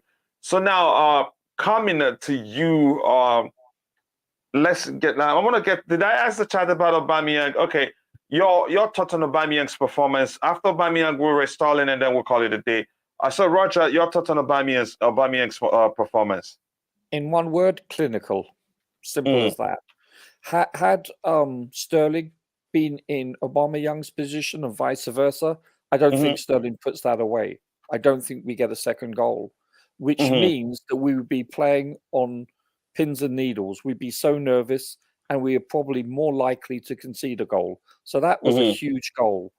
Therefore, my only detraction for him is, and I know he's not in the team to actually chase down, because he doesn't have the legs anymore. But he's also muscled off the ball a few times when the ball came to his feet. He was out-muscled. So, how shall I put this? He's showing his age in some regards, but then again, he's also showing his age in a positive regard because he reads the game so well. He can understand. Maybe they've already worked on an understanding on the playground where he understands the 1-2, and his finishing was sublime. Seriously, that was a well taken goal at the near corner, the near post. Yeah, it was. And here's the thing: it was tight. It was a really tight gap, and he placed it. I don't think Sterling does that, Coach. Go ahead, Roger. You have to really understand. This is important.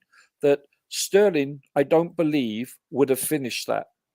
I think Oh, he would have hit the he would have side tried to netting. cut it back in because he's already letting the ball drift away from him. Yeah, He was no, hesitant. I'm saying And they were saying, hypothetically, coach. yeah. I'm saying if Sterling was in Aubameyang's position, if they swapped positions and Sterling had the chance that Aubameyang did, I think he hits the side netting. I don't think he finishes it 8 out of 10 times. Again, if you were looking at the direction to which the ball was going, he probably may end up just trying to cut it back in and won't shoot because he'd be in a difficult angle more. Some were saying maybe Aubameyang shouted at him to leave it for him. Even at that, he was hesitant. It was clear that he was hesitant. That was why Aubameyang even got the chance to shoot. So yeah, but we get to Sterling in a bit. He was awful yesterday. I have to say that. As much as I still argue that, again, we got the better player for him and Gabriel Jesus, but yesterday he was shocking. Seriously. Okay, we'll talk about him later. But I politely disagree because I've watched Sterling play a lot since he was at Liverpool to City and for England. And do you watch England? My Coach, do you watch England games? I'm yes listening. or no? Do you no, watch any really. England? I'm asking you a question. Do you watch any England games, sir? Sorry? Can you hear me? I can hear you. Do you watch all the England games? In most cases, I do, not all the time. Let me just say not all the time. I watch every one, and I'm telling you, this is Sterling. He's overhyped. I've never been a huge Sterling fan. He does make exceptionally intelligent runs, but he's not clinical. But he does have a lot of tap-ins because he and I think it's because of working with Pep. He understands when to make a run to the near or far post, which a lot of players do not. So you give him kudos on that, but he has a lot of flaws in his game. But anyway, Aubameyang, he's clinical. As simple as that. Yeah, you can go ahead you can talk about Sterling now. Just quickly, Dan, here's the thing. I think what we have in the chat overall, overrides whatever we decide on the panel because we have more people there, more sample there. But the truth remains, in some cases, we say, no, that shouldn't happen. We overrule whatever they decide there. But 99.9% of the time, it is about those in the chat. Yeah, so Roger, your thoughts on Sterling. You're already talking about him, but go ahead about Sterling. Yeah, I just want to say one quick thing. I think Reece James should be an 8 or above because he was outstanding for us. But going back to Sterling, so poor. Just really, I was just suggesting it. You don't have to, but I thought Sterling was, and this is more often than not his normal game. I don't rate him that high, but he does put in the shift. I'll give him that. And he has speed and he does dribble, and on his day, he can out-dribble people. However, you also saw him yesterday. He completely got manhandled in the box. He tried to dribble past someone and the right back just basically took the ball from him, He definitely has flaws in his game. I think because he's English, he's overhyped. This coming from an Englishman. Do you understand? Yeah. And I understand that. It just seems as if when players get more money, again, a majority of the times they start doing badly. I would, Coach, I would by far, I wanted Jesus more than Sterling. Different kind of players, different positions. I get it. But I'm saying I would rather, if you'd asked me the choice, Rog, do you want Sterling or Jesus from City? I would have said Jesus. He's far more clinical and he's more technical by far. That's just my opinion. That doesn't mean I'm right. That's just what my eyes are telling me. Yeah, I've watched Sterling over the years and I've never been a big fan. And I think he is what he is. And that's mostly due in part to Pep.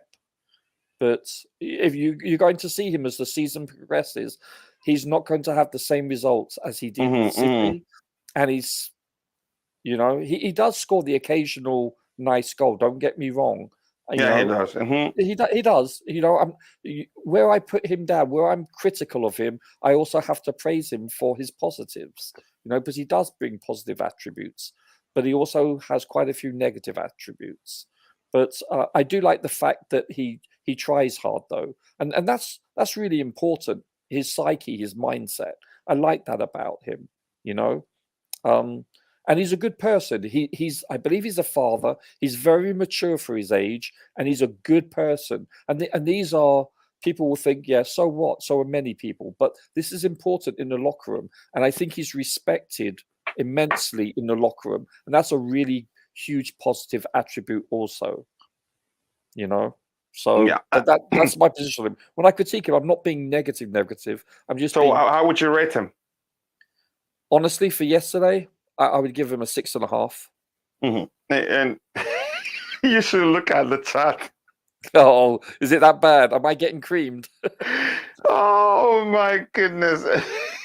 I'm just being honest. I'm telling the truth. No, but I get it. No, you should look at the chart in terms of the rating. The poll is 67% thinks he gets a 5. And honestly, I'm with them. Really? He was that shocking yesterday. Yeah. Yeah, no, but Coach, I've seen him do this time and time again. Mm-hmm. But yet, when he plays for England, it's like people cannot stop praising him, and I think it's over the top. OTT. I don't believe he's as good as people say he is. That's just my opinion. I hope you're wrong. I hope you're wrong. I didn't want him to come to Chelsea. Mm-hmm. I'll be honest with you. I didn't want him to come here. I didn't. Yeah, I understand. Here, Brian, bro, I'm loving you, and I hope to see you on the shows every day. Again, brilliant contributions overall. Coach, I'm sure even Roger concurs, Auba is better at cutting it through defenses with quick passes, which our attack does not do. Do you remember any other quick moves into the box besides the Auba goal?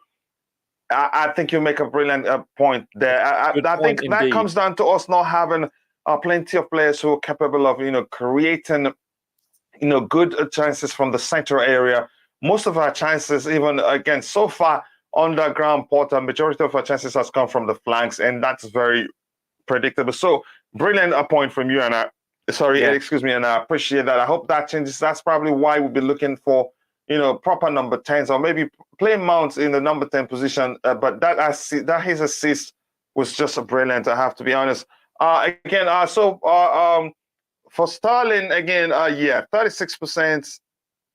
Who's giving Sterling 11 votes? 36%, 5. Really? 36%, 7. Who's doing that? 27% for 6.5. Not me. I know.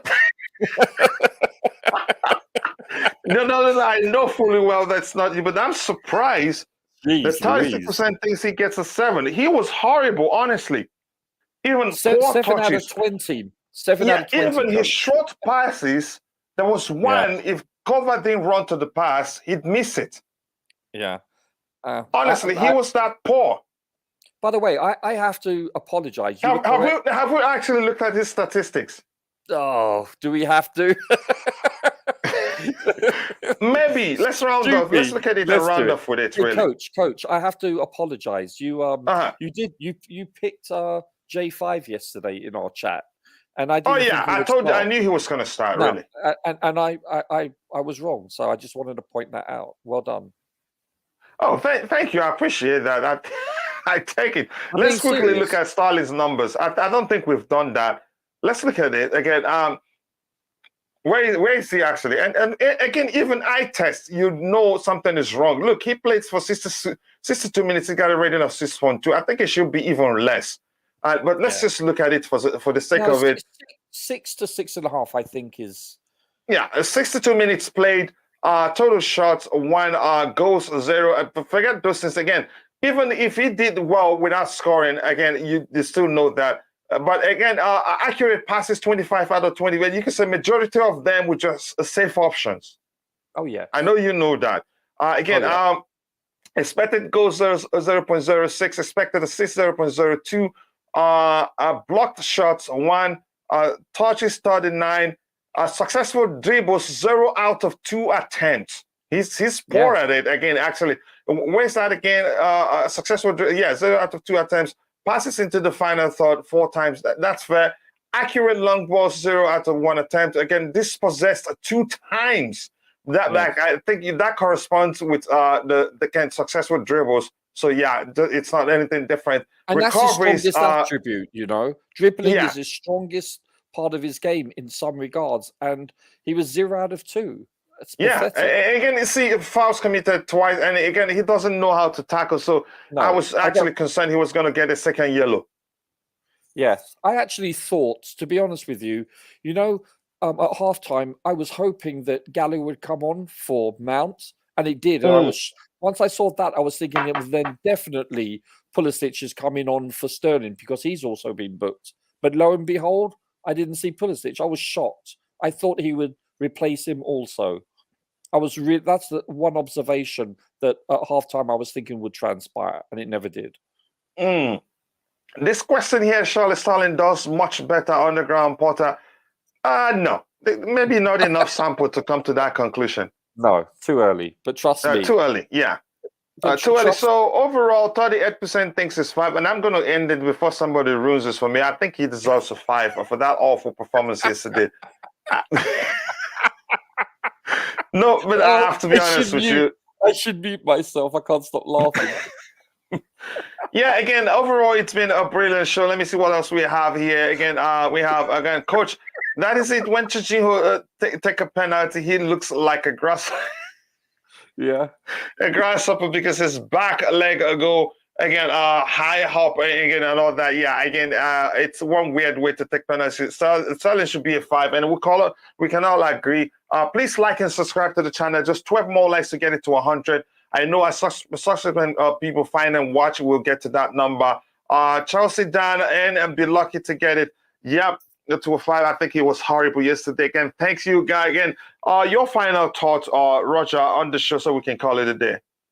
Yeah, as I said before, I thought this was a solid performance in a very hostile environment. You have to give it to the San Siro. Will it be okay to say it was just a professional performance? It's just they got the job done. It wasn't.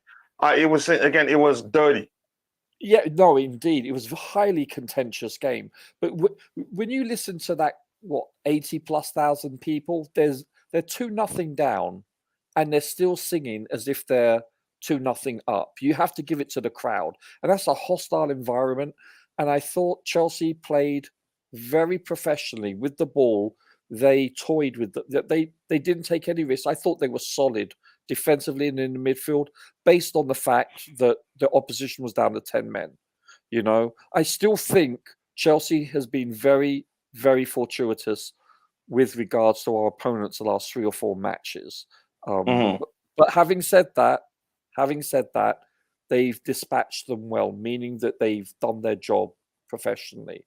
So, but we have to take into context, this is so important to understand that the level of competition, for some reason or another, has not been, and in part, it has been due to Chelsea's superior play in instances. I'm not denying that, but please also understand that we played a 10-man team for most of the game, and et cetera, with the previous matches too. I think that's really important to understand. So we shouldn't get overhyped thinking that we're going to win it all. Let's just be grounded and logical here. That's all I want to say. But I was pleased with what transpired. No matter, even if it meant they went down to 10 men, I wanted the 3 points. So I'm very happy. Yeah. Again, people, thank you so much for joining the show. Just 10 more likes to get it to 100. I know that can happen. Again, I cannot thank you guys enough. Thank you, Roger, my good friend. I appreciate you, brother. Again, always nice to have you on the panel. Enjoyable to debate with you. Again, I appreciate it, and I hope you'd find more time to join. As always, again, I also want to say thank you to those in the chat. Chelsea Dan, please go check out his YouTube channel. Also, Liam Lane, captain of the house. I appreciate that. Thank you again. We have another captain in it's Kami, but the chief captain there is Liam Lane. Thank you, brother, for all the updates you sent to me and the love you're showing to the channel. Again, thank you to Chelsea Dan. Thank you to the queen of the house.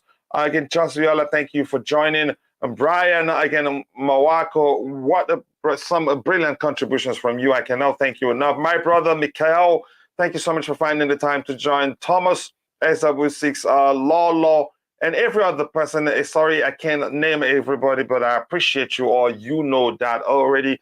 And I cannot thank you guys enough for bringing the show. Again, I hope to see you guys again if there's an evening show today or tomorrow for another Blue Money show. God bless us all, and bye.